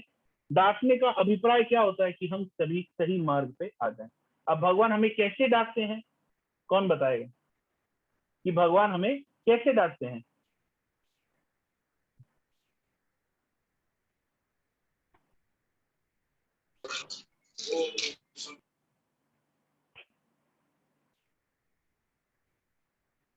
हरे कृष्णा प्रभु जी। हाँ बताइए। प्रभु जी प्रैक्टिकल लाइफ से रिलेटेड चीजें बता रहे हैं। हाँ। कि जैसे हम लोग कभी कुछ गलत सोच लेते हैं तो हम देखते हैं कि हाथों हाथ हमें या तो कभी दरवाजा लग जाता है या हमें कुछ चोट लग जाती है या हम कुछ ऐसा गलत करते हैं तो हमें हाथों हाथ उसका पनिशमेंट मिल जाता है, जिससे हमें महसूस होता है कि हमें ये चीज नहीं करनी चाहिए थी या हमें ऐसा नहीं सोचना चाहिए था। इस तरह से भगवान में पनिशमेंट देते हैं। ठीक है, हम ये समझ सकते हैं कि भगवान की डांट कैसी है। भगवान की डांट का मतलब है कि जो भी हमारे साथ गलत हो रहा है या जब हमारे साथ अकस्मात कोई दुर्घटना घटती है तो हमको वो चीज समझना चाहिए कि वो डांट है। वो डांट किस लिए है, उसका अभिप्राय और उसका पर्पस खाली एक होता है। वो पर्पस क्या है? so that we can come to the right track, हम लोग सही दिशा में आते और हम भगवान की शरणागति ले सकते। ठीक है, 2.6 जो श्लोक है उसका एक बहुत सुंदर अभिप्राय यहाँ पर दिया है जो कि इसी से रिलेटेड है डार्ट से, तो इसलिए मैं उसको अभी यहाँ पर ले रहा हूँ कि हम लोग के जीवन में क्या है, या तो हम भगवान की बात माने या हम भगवान की बात ना माने। अगर हम भगवान की बात मानते हैं तो क्या होता है, अगर नहीं मानते हैं तो क्या होता है। ठीक है, या तो हम भगवान की बात मान रहे हैं या हम भगवान को अपनी बात मना रहे हैं। तो जब हम भगवान को एडवाइस दे रहे हैं, जैसा अभी अर्जुन कर रहे हैं, भगवान को नाना प्रकार की एडवाइस दे रहे हैं, जब हम ये करते हैं तो इससे दो चीजें होती हैं। पहला निराशा यानी फ्रस्ट्रेशन, दूसरा कंफ्यूजन यानी उलझन। निराशा क्यों होती है? निराशा इसलिए होती है क्योंकि जो इनएविटेबल चीजें हैं, जो ऐसी जो भाग्य हमारा सामने हमारे आने वाला है, उसको हम अवॉइड नहीं कर सकते। मैं चाहता हूं कि मैं आज यहाँ से जयपुर 3 घंटे में पहुंच जाऊं, किसी तरह बहुत अर्जेंसी है, मैं पहुंच जाऊं। मैं पहले भी पहुंच चुका हूं, मगर आज भी मैं पहुंचना चाह रहा हूं, मगर अकस्मात देखा रास्ते में बहुत भयंकर ट्रैफिक जाम हो गया और मैं नहीं पहुंच पाया, जिसके कारण से मेरा या किसी का करोड़ों का या ऐसे कुछ नुकसान हो गया, नहीं पहुंच पाया। तो ये क्या है, या कोई एम्बुलेंस में किसी को लेके जा रहा है, उसको पहुंचना बहुत अनिवार्य है, एम्बुलेंस का टायर फट गया या फिर आगे कोई जाम लग गया, इससे क्या होती है हमारे को? निराशा, फ्रस्ट्रेशन होता है, यार सब कुछ सही था, ये कैसे हो गया एकदम, ये क्यों हुआ? क्योंकि भगवान बीच में अभी नहीं है। हम भगवान को उपदेश देना चाह रहे हैं, तो भगवान को उपदेश देने से जो भी हमारा भाग्य जो हमारा सामने खड़ा है, उसको हम कभी बदल नहीं सकते। जब हम उसको बदल नहीं सकते हैं तो इसकी वजह से हमारे को निराशा होती है। और उलझन क्यों होती है? उलझन इसलिए होती है क्योंकि हमारा जो मन है वो एक जगह स्थिर नहीं रहता है। वो स्थिर नहीं रहने की वजह से वो सदैव नए नए विचारों से आता रहता है, और हर एक विचार जो होता है वो पहले वाले को काटता रहता है। कि मान लो मेरे को अगर कहीं जाना है, अब रास्ता पूछो तो अलग अलग हमेशा नए नए रास्ते आएंगे, अरे वहां से चलते वहां से जल्दी पहुंच जाएंगे, यहाँ से चलते यहाँ से जल्दी पहुंचेंगे, वहां से जल्दी पहुंचेंगे, और हम ही अपने विचारों के माध्यम से अपने पहले वाले विचारों को काट रहे हैं। या आप प्रैक्टिकल देखना, आप सभी के जीवन में नित्य प्रतिदिन ये होता है। तो इस वजह से हम लोग का जीवन जो है वो कंफ्यूजन में रहता है। ठीक है, तो अर्जुन यहाँ पर क्या है, अर्जुन भी कंफ्यूजन में, आगे अभी हम समझ पाएंगे कि अर्जुन भी कंफ्यूजन में और वो फ्रस्ट्रेट हो रहे हैं। हमने पहले ही देखा था कि अर्जुन ने बताया था कि मैं फ्रस्ट्रेट हो रहा हूँ, और अर्जुन कंफ्यूजन में, क्योंकि उनको समझ में नहीं आ रहा कि मुझे करना क्या है। क्यों नहीं समझ में आ रहा? क्योंकि अभी तक वो भगवान को राय दे रहे हैं। ठीक है,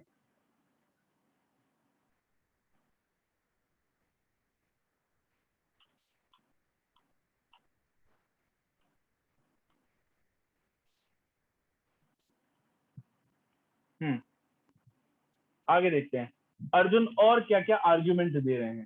ठीक है, कि ये चीज नहीं होनी चाहिए। अर्जुन उवाचा कथम भीष्मम अहम शंख्ये द्रोणम च मधुसूदन इषुभि प्रतियोत्स्यामि पुजारावरिसूदन। अर्जुन ने कहा, हे शत्रुहंता, हे मधुसूदन, मैं युद्ध भूमि में किस तरह भीष्म तथा द्रोण जैसे पूजनीय व्यक्तियों पर उलटकर बाण चलाऊंगा। तो ये कह रहे हैं, अब ये भाई ये तो एक प्रश्न उठता है कि भीष्म जो है वो तो, भीष्म और द्रोण तो बहुत पूजनीय है, तो कायदे से उनपे बाण नहीं चलाना चाहिए।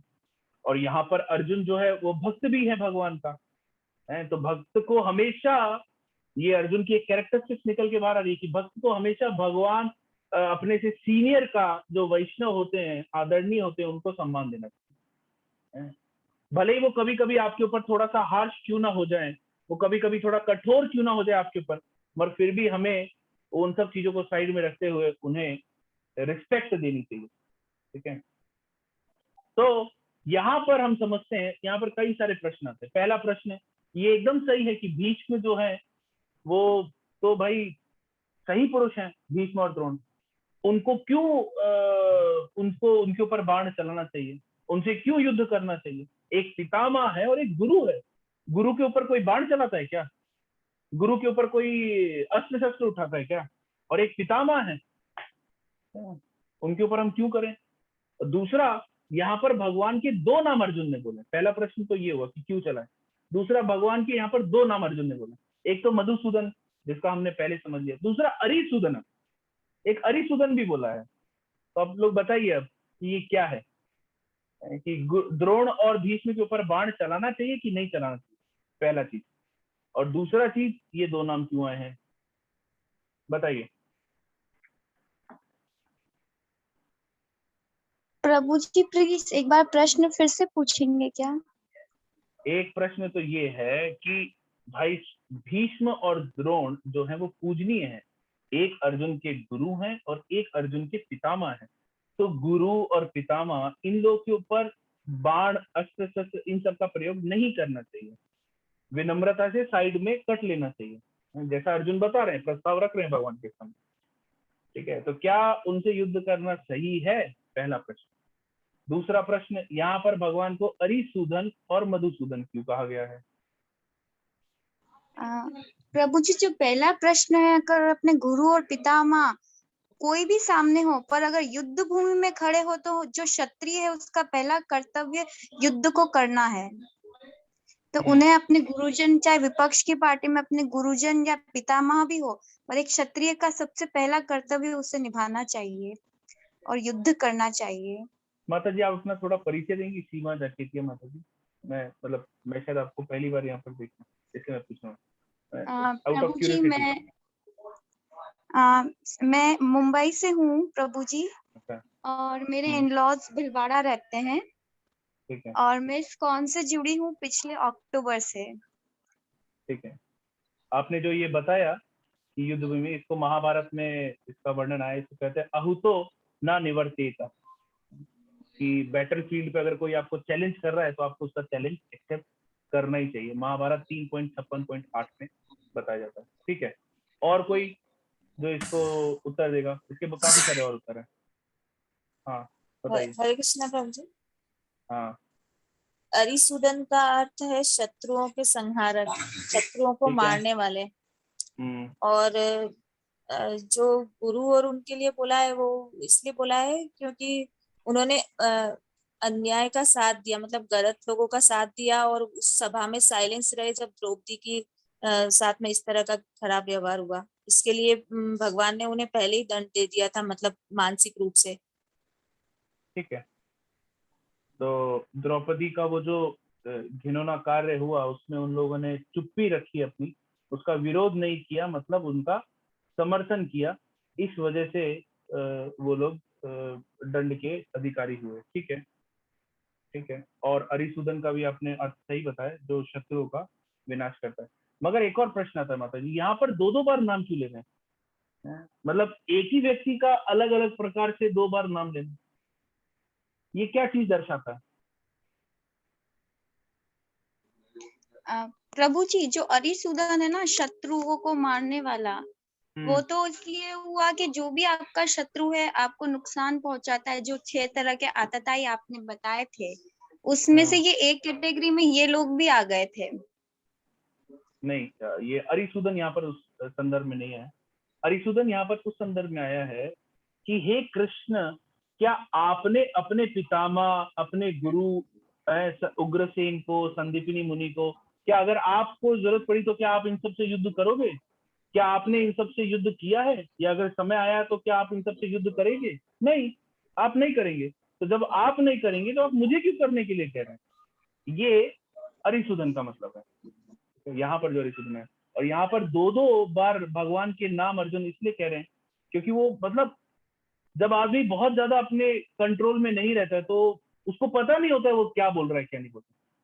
तो आचार्य बता रहे हैं कि अर्जुन ने पहले मधुसूदन बोला, बट वो भूल गया कि उसने पहले भगवान को कुछ संकेत दिया या भगवान को कुछ मतलब नाम लिया है, तो वो बाद में फिर से एक और नाम ले रहा है। ठीक है, क्योंकि अर्जुन को अभी यहाँ पर पता नहीं है कि वो क्या कर रहा है, क्या नहीं, क्योंकि वो अपने कंट्रोल में नहीं है। मतलब वो बहुत ज्यादा कंफ्यूज हो चुका है, बहुत ज्यादा कंफ्यूज हो चुका है। तो ये स्थिति यहाँ पर ऐसी दर्शाई जा रही है जिसकी वजह से ये दो नाम लिए गए हैं एक ही मतलब श्लोक में। ठीक है, अब हम इसका समझते हैं कि भीष्म और द्रोण को करना चाहिए कि साथ युद्ध करना चाहिए कि नहीं। ठीक है, क्या कृष्ण कभी अपने पितामह नाना उग्रसेन या अपने आचार्य संदीपनी मुनि पर हाथ चला सकते थे? नहीं। अगर भगवान ये कहते कि अर्जुन तुम अपने आप को, अगर ये राजपाट तुम युद्ध नहीं करोगे तो तुम अपने आप को मेंटेन कैसे करोगे? अगर भगवान इस तरह से कहें कि भाई युद्ध करने के लिए ये सब चीजें इनको मानना ये सब बहुत जरूरी है। प्रभु जी चार्जर शायद कनेक्ट नहीं है।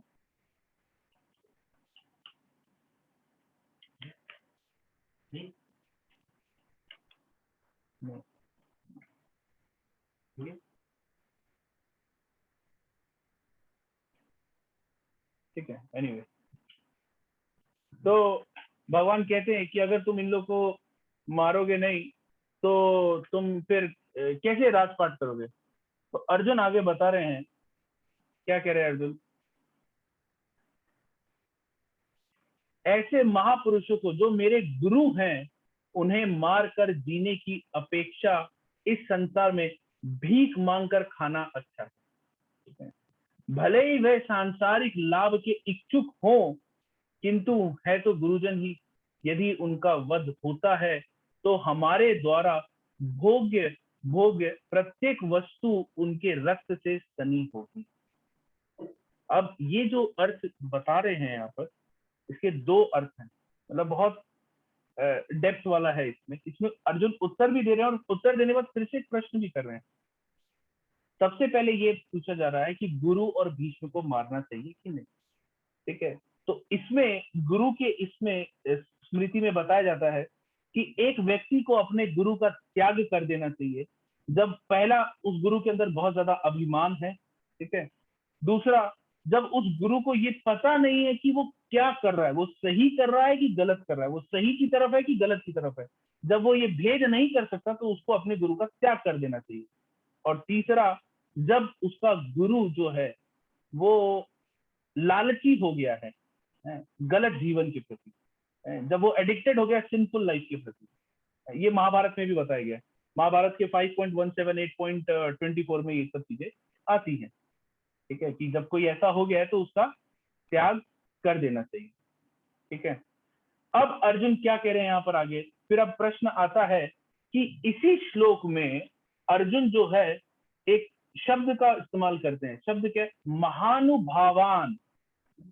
कि ये लोग कोई साधारण लोग नहीं है, महापुरुष है, महानुभव है। महानुभव कैसे हुए? कौन है महानुभव? महानुभव यानी भीष्म। भीष्म का कैसे महानुभव हुआ? क्योंकि उन्होंने ब्रह्मचर्य लाइफ ले रखी थी, पूरे अखंड अपना जीवन ब्रह्मचर्य जीना बिताना कोई आसान बात नहीं है। वो उनका नाम भीष्म, उनकी प्रतिज्ञा जो थी वो भीष्म प्रतिज्ञा हो गई। तो मतलब ये कोई साधारण चीज नहीं है जो उन्होंने की थी, मतलब बहुत विशाल कार्य उन्होंने किया था। दूसरा, उनके पास इच्छा मृत्यु का वरदान था, जब वो चाहे तब वो मर सकते। जब इच्छा मृत्यु का वरदान है, इसका मतलब कि जितने प्रकार की भी कलमश हैं, जो ये सब दोष हैं, यानी भोग के दोष और ये जितने भी भोग और सिंफुल एक्टिविटीज में इन्वॉल्व होने के जितने भी दोष हैं, ये सब के सब भीष्म में नहीं है। ये कुछ भी भीष्म में नहीं है, क्योंकि भाई वो जब चाहे तब अपना शरीर छोड़ सकते हैं, तो वो इन सभी अवस्थाओं से बहुत ऊपर उठ चुके हैं। ठीक है, तो फिर क्या दोष है? जब ये सब चीजें नकारी हैं तो फिर दोष क्या है? तो यहाँ पर अर्जुन बता रहे हैं, उन्हें मारकर जीने की अपेक्षा इस संसार में भीख मांगकर खाना अच्छा है, भले ही वे सांसारिक लाभ के इच्छुक हों। ये स्टेटमेंट पावरफुल। महाभारत में 6.41.36 में भीष्म खुद बता रहे हैं क्या बता रहे हैं? भीष्म अपने आप के बारे में बता रहे हैं। क्या बता रहे हैं? भीष्म बता रहे हैं अर्थस्य पुरुषो दासो दासस्तव अर्थो न कश्चित। कोई अनम्यूट हो गया है तो अपने आप को देख के वापस म्यूट कर लो। हाँ, धन्यवाद। इति सत्यम महाराजा बद्धो अस्मि अर्थेन कौरवे। अस्मि अर्थेन कौरवे, मैं कौरव के अर्थ के लिए लोभी हो चुका हूं। क्या बता रहे हैं भीष्मदेव? भीष्मदेव बता रहे हैं कि मनुष्य जो है यानी पुरुष जो है वो अर्थ यानी वेल्थ का दास होता है। ठीक है, अर्थस्य पुरुषो दासो दासस्तव अर्थो न कश्चित। मगर अर्थ जो होता है वो किसी का दास नहीं होता, वो स्वतंत्र होता है, वो किसी का दास नहीं होता। इति सत्यम, ये सत्य है। ओ किंग महाराजो बद्धो, I have been bound up by the wealth of the Kaurava. अस्मि अर्थेन कौरव, मेरे को कौरवों की ये जो अर्थ है, ये जो कौरवों का अर्थ है, इसने मुझे जकड़ के रखा है। हमने पहले चर्चा की थी कि भीष्म और द्रोण क्यों युद्ध कर रहे हैं और दुर्योधन को क्यों ये कॉन्फिडेंस है कि ये लोग मेरे साथ युद्ध करेंगे, ये लोग अर्जुन के पांडवों की तरफ नहीं जाएंगे, क्योंकि वो लोग इतने सालों से, इतने वर्षों से कौरवों का यानी राजा उस समय जो है धृतराष्ट्र, उन्हीं का खा पी रहे हैं। तो जब वो लोग उनका खा पी रहे हैं तो उन्होंने अपने आप को उनसे बाउंड कर लिया, उनका ऋणी मान लिया है। ठीक है, इस वजह से वो यहाँ पर खड़े हैं। और जब वो इस प्रकार से इस लोभ में ग्रस्त हो गए तो उनका वध करना एकदम जस्टिस होता है, मतलब वो सही है उनका वध करना, उनसे युद्ध करना एकदम सही है। मगर फिर अर्जुन वापस एक और प्रश्न उठा देते हैं, क्या है? किंतु यदि उनका वध होता है तो हमारे द्वारा भोग्य प्रत्येक वस्तु उनके रक्त से सनी होगी। ये इसका क्या अर्थ हुआ बताइए? कि अगर उनका मैं चलो युद्ध कर लेता हूं क्योंकि वो लोग सांसारिक लाभ में इच्छुक हैं, मगर अगर उनका वध कर भी दिया तो भी जो भोग्य पदार्थ आएगी वो उनके रक्त से सनी होगी। इससे क्या समझाना चाह रहे हैं तुम? हरे कृष्ण प्रभु जी। हाँ प्रभु जी उसमें ये समझा रहे हैं कि आखिर वो है तो गुरु ही जिनसे उन्होंने शिक्षा प्राप्त करी, और ये जो भीष्म नहीं, गलत डायरेक्शन में, ऐसा ये नहीं बता रहे हैं। प्रभु जी मतलब कि उनके वध के बाद में जो भी राज्य मिलेगा, जो भी भोग करेंगे वो उनके बिना होगा। ठीक है, नहीं ये भी नहीं है। हाँ, और कोई? हरे प्रभु कृष्ण जी प्रभु जी। हाँ बताइए। प्रभु जी ये जो भी करेंगे ये भी भौतिक लाभ के लिए कर रहे हैं, तो इसलिए नहीं ये भी नहीं है मतलब। और हरे कोई प्रयास कृष्ण करेगा? प्रभु जी। हाँ, प्रभु जी क्योंकि पितामह के ही अंश है अर्जुन। नहीं, चलो अर्जुन ने बहुत गुह्य ज्ञान दिया यहाँ पर। देखिए मैं बताता हूँ, कोई और प्रयास करना चाह रहा है एक बार?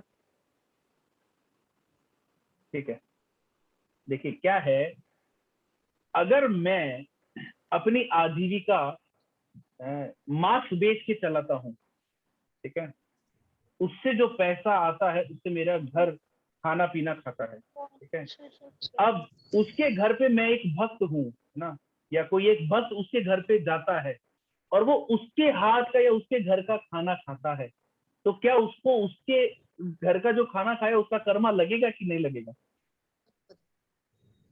है, लगेगा ना? समझ रहे आप इस चीज को? अरे सब एकदम चुप हो गए, क्या बोल रहे हैं? नहीं प्रभु जी बिल्कुल समझ में नहीं आया।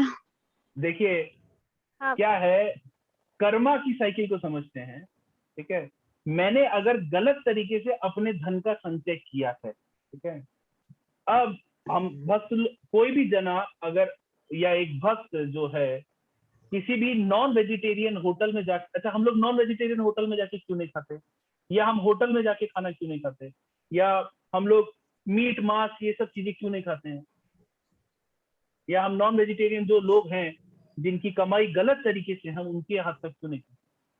क्योंकि देखिए, जिसने जिस प्रकार के कार्य किए हैं, जिसने जिस प्रकार से, जिस विचारों से उन धन को अर्जित किया है, वो धन उसने जिस विचारों से अर्जित किया, उसका जो भोग करेगा उसके अंदर भी वही विचार आएंगे।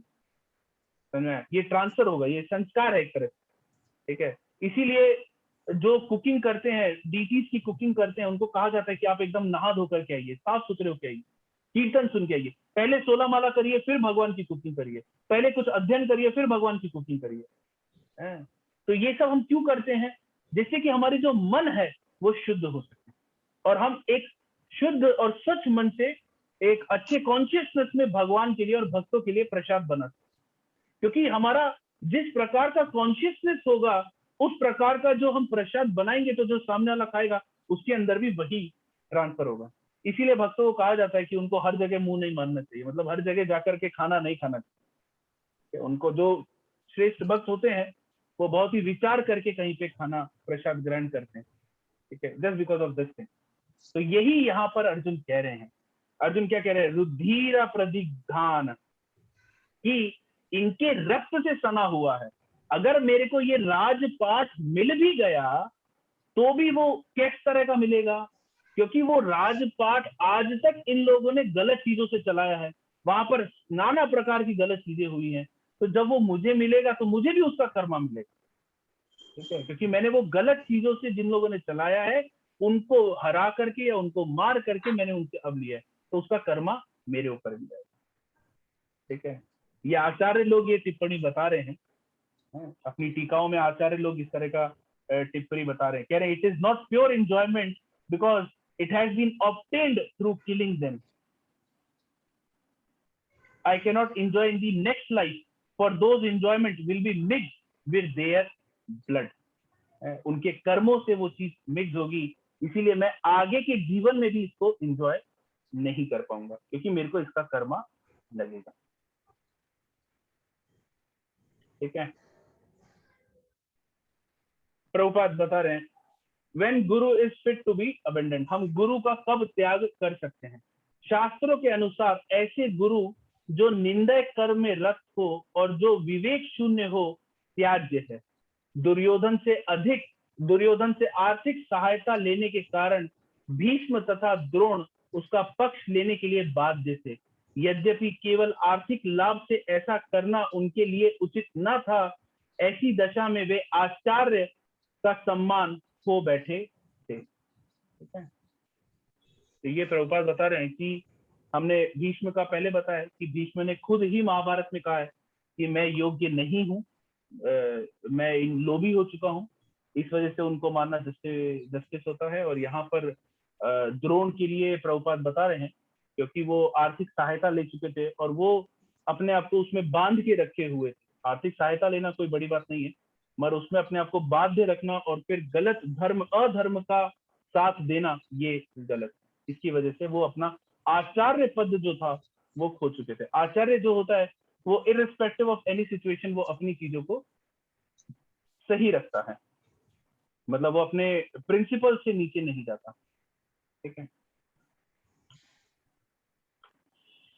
लास्ट पॉइंट है अपना 9:30 सेकंड लेट हो गए, ठीक है, मैं बस इसको फटाफट खत्म करता हूँ। इनडिसीजन 2.6 में आता है अर्जुन का एक और जो है कि वो डिसीजन लेने में अब वो अपने आप को सही नहीं समझ पा रहे हैं, वो केपेबल नहीं है कि वो कोई डिसीजन ले सके। यद्वा जयेम यादिवा नो जयु, हम यह भी नहीं जानते कि हमारे लिए क्या श्रेष्ठ है, उनको जीतना या इनके द्वारा जीते जाना।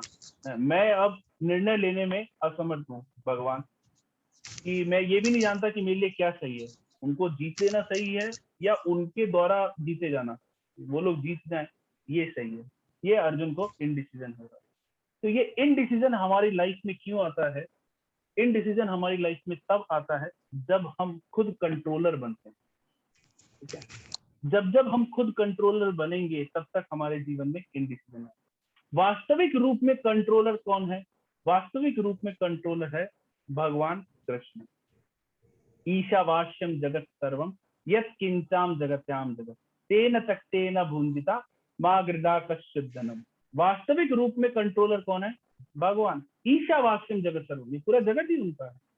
मगर हम लोग क्या करते हैं, हम लोग अपने आप को कंट्रोलर समझते हैं, इस वजह से हमारे को तकलीफें आती हैं। और हमारे को कभी कभी इस चीज का एहसास होता है कि हम कंट्रोलर नहीं है।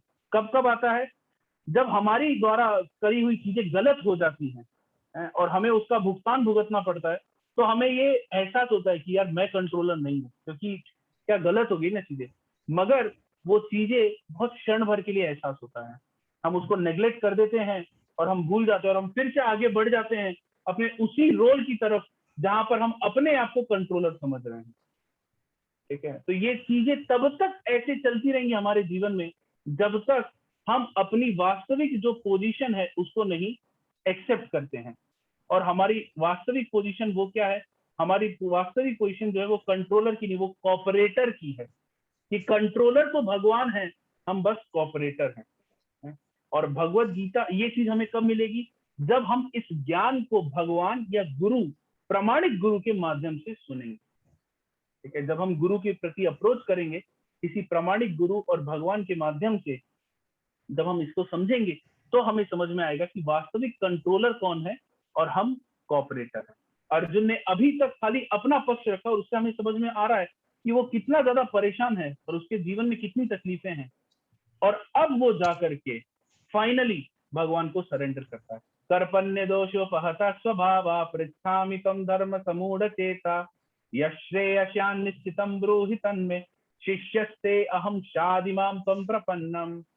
अब मैं अपनी कृपण दुर्बलता के कारण अपना कर्तव्य भूल गया हूं और सारा धैर्य खो चुका हूं। ऐसी अवस्था में मैं आपसे पूछ रहा हूं कि जो मेरे लिए श्रेष्ठतर हो उसे निश्चित रूप से बताएं। अब मैं आपका शिष्य हूं और शरणागत हूं, कृपया मुझे उपदेश दे। ठीक है, तो अब इसके आगे का हम कल पढ़ेंगे। आप लोग गुरु की क्या क्वालिटीज होती है ये 2.7 और 2.8 में बताया हुआ है, ये दोनों पढ़ के आना, तो कल हम सुबह उस चीज को चर्चा एक बार कर लेंगे।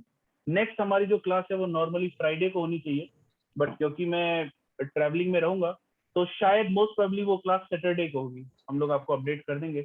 आई होप सैटरडे होने से आप लोग को कोई परेशानी नहीं होगी ना। तो हम लोग नेक्स्ट क्लास जो हमारी है वो सैटरडे करेंगे। किसी का कोई प्रश्न है तो पूछ सकता है। ऑलरेडी क्षमा चाहता हूँ, आज मैंने 7 मिनट एक्स्ट्रा कर दिया। हाँ माता जी पूछिए।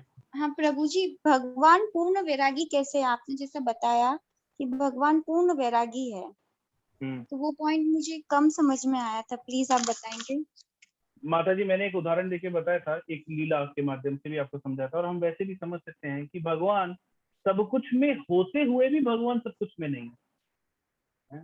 वैरागी का क्या लक्षण है? वैरागी का लक्षण है कि वो चीजों में है मगर वो चीजों में नहीं है। जैसे जनक महाराज को ये उपाधि दी गई है पूर्ण वैरागी है वो। ठीक है, असली वैरागी वो नहीं है जिसने सब कुछ छोड़ दिया है। उपदेशा में जब हम पढ़ते हैं तो उसमें प्रभुपाद बता रहे हैं असली वैरागी वो नहीं है जिसने सब कुछ छोड़ दिया है। असली वैरागी वो है जो कि सब कुछ में होते हुए भी सब चीजों में नहीं। तो भगवान चीजों में है, भगवान चीजों में नहीं है। तो ये भगवान का क्वालिटी है। इस वजह से भगवान को वैरागी कहा जाता है कि भगवान को ये जो तीनों गुण हैं, ये जो काल है, ये सब चीजें भगवान को कोई प्रभावित नहीं करती। ये सब चीजें ये सब चीजें भगवान के वश में है। भगवान को इनसे कोई फर्क नहीं पड़ता। तो भगवान जो है वो पूर्ण रूप से वैरागी है। भगवान की 16,108 पत्नियां थी और भगवान हर समय हर एक के साथ रहते, और फिर भी भगवान कभी वृंदावन छोड़ के नहीं गए। अब इसको कैसे समझेंगे? भगवान की 16,108 रानियां हैं द्वारका में, भगवान हर समय हर 16,108 के साथ हैं, और फिर भी भगवान कभी वृंदावन छोड़ के नहीं गए। तो ईशोपनिषद जब पढ़ेंगे तो उसमें ये सब चीजें और क्लियर आती है। बताते हैं कि शायद 4था या 5वां श्लोक बताता है कि ऐसी कुछ है कि भगवान एक समय में भगवान पास में भी है, दूर भी है। भगवान चल भी सकते हैं, भगवान रुक भी सकते हैं, दोनों काम एक साथ करते हैं। तो ये भगवान की लीलाएं हैं, क्वालिटी, इसीलिए तो वो भगवान है, इसीलिए उनको पूर्ण वैरागी कहा जाता है। ठीक हरे है। कृष्णा प्रभु जी। हाँ माता जी। प्रभु जी आप भिलवाड़ा में ही विराज रहे हैं हाँ मैं भिलवाड़ा नहीं रहता हूँ। और जनरली यही रहते हैं? हाँ जनरली भिलवाड़े रहते हैं। और एक क्वेश्चन ये था कि भीष्म ने कौन सी आर्थिक सहायता ली थी? भीष्मदेव ने कौन सी आर्थिक, भीष्मदेव माता जी रहे तो उसी राजपाट में रहे। मैं आज मेरे घर से कोई आर्थिक सहायता नहीं ले रहा, मगर मैं मेरे घर में रोज खा रहा हूँ, मैं मेरे घर में रहता हूँ और मैं मेरे घर में चीजें में रहता हूँ। और भीष्मदेव ने अपना जो लगाव था वो उस सिंहासन से कर रखा था, ठीक है। और वो सिंहासन उस समय जो था वो अधर्म का प्रतीक था, तो बेसिकली उन्होंने अपना जो लगाव था वो अधर्म के साथ कर रखा था, ठीक है। थैंक यू वेरी मच प्रभु जी, बहुत ही अच्छी क्लास की आपने आज, वेरी वंडरफुल। आप लोग की वजह से माता जी मेरा भी थोड़ा उद्धार हो पा रहा है। नहीं प्रभु जी हम सीख रहे हैं अभी, हम लोग तो बिल्कुल नए लर्नर ही है ना। Thank you very much really. और किसी का कोई प्रमोद प्रश्न है? प्रभु को भी बहुत बहुत थैंक यू, उन्होंने बोला है और हमेशा अपडेट भी करते रहते हैं कि आप क्लास ज्वाइन कर लीजिए, टाइम स्टार्ट हो गया ये वो सब। अदरवाइज तो नहीं हो पाता है, थोड़ा डिले रह जाते हैं। हम सभी लोग पद्म प्रभु नहीं पद्म सभी लोग पद्म प्रभु के बहुत बड़े मतलब बहुत शुक्रगुजार हैं कि वो इतने मेहनत करते हैं इस चीज पे। और किसी का कोई प्रश्न है माता जी? प्रभु जी ये कृपण दुर्बलता क्या होती है? कृपण दुर्बलता। हाँ बहुत सही, ये कृपण दुर्बलता अभी अपन अगली क्लास में समझेंगे माता जी। इस श्लोक को बस मैंने पढ़ा है, अभी इसको अपन समझेंगे। अभी 2.6 भी थोड़ा बाकी है, तो हम इसको आगे की क्लास में समझेंगे। कृपण दुर्बलता क्या, बहुत महत्वपूर्ण है ये। आप इसको सैटरडे तक सही के रखिएगा, याद दिला दीजिएगा, ठीक है। और कोई? थैंक यू प्रभु जी। ठीक है, आप सभी का बहुत बहुत धन्यवाद। मैं आप सभी के चरणों में प्रणाम करता हूँ।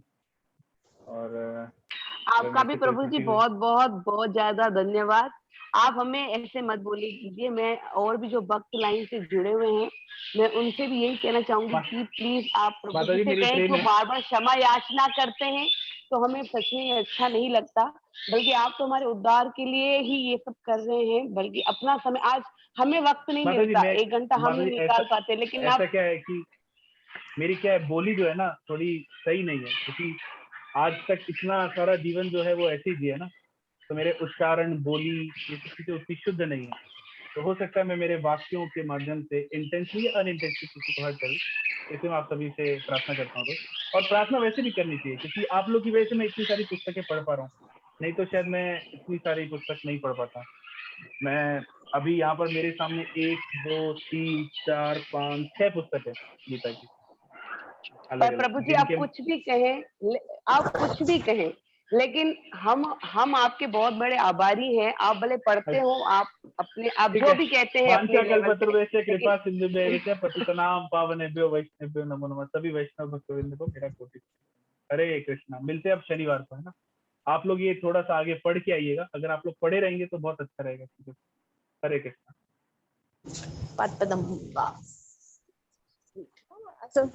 दंडवत प्रणाम प्रभु जी।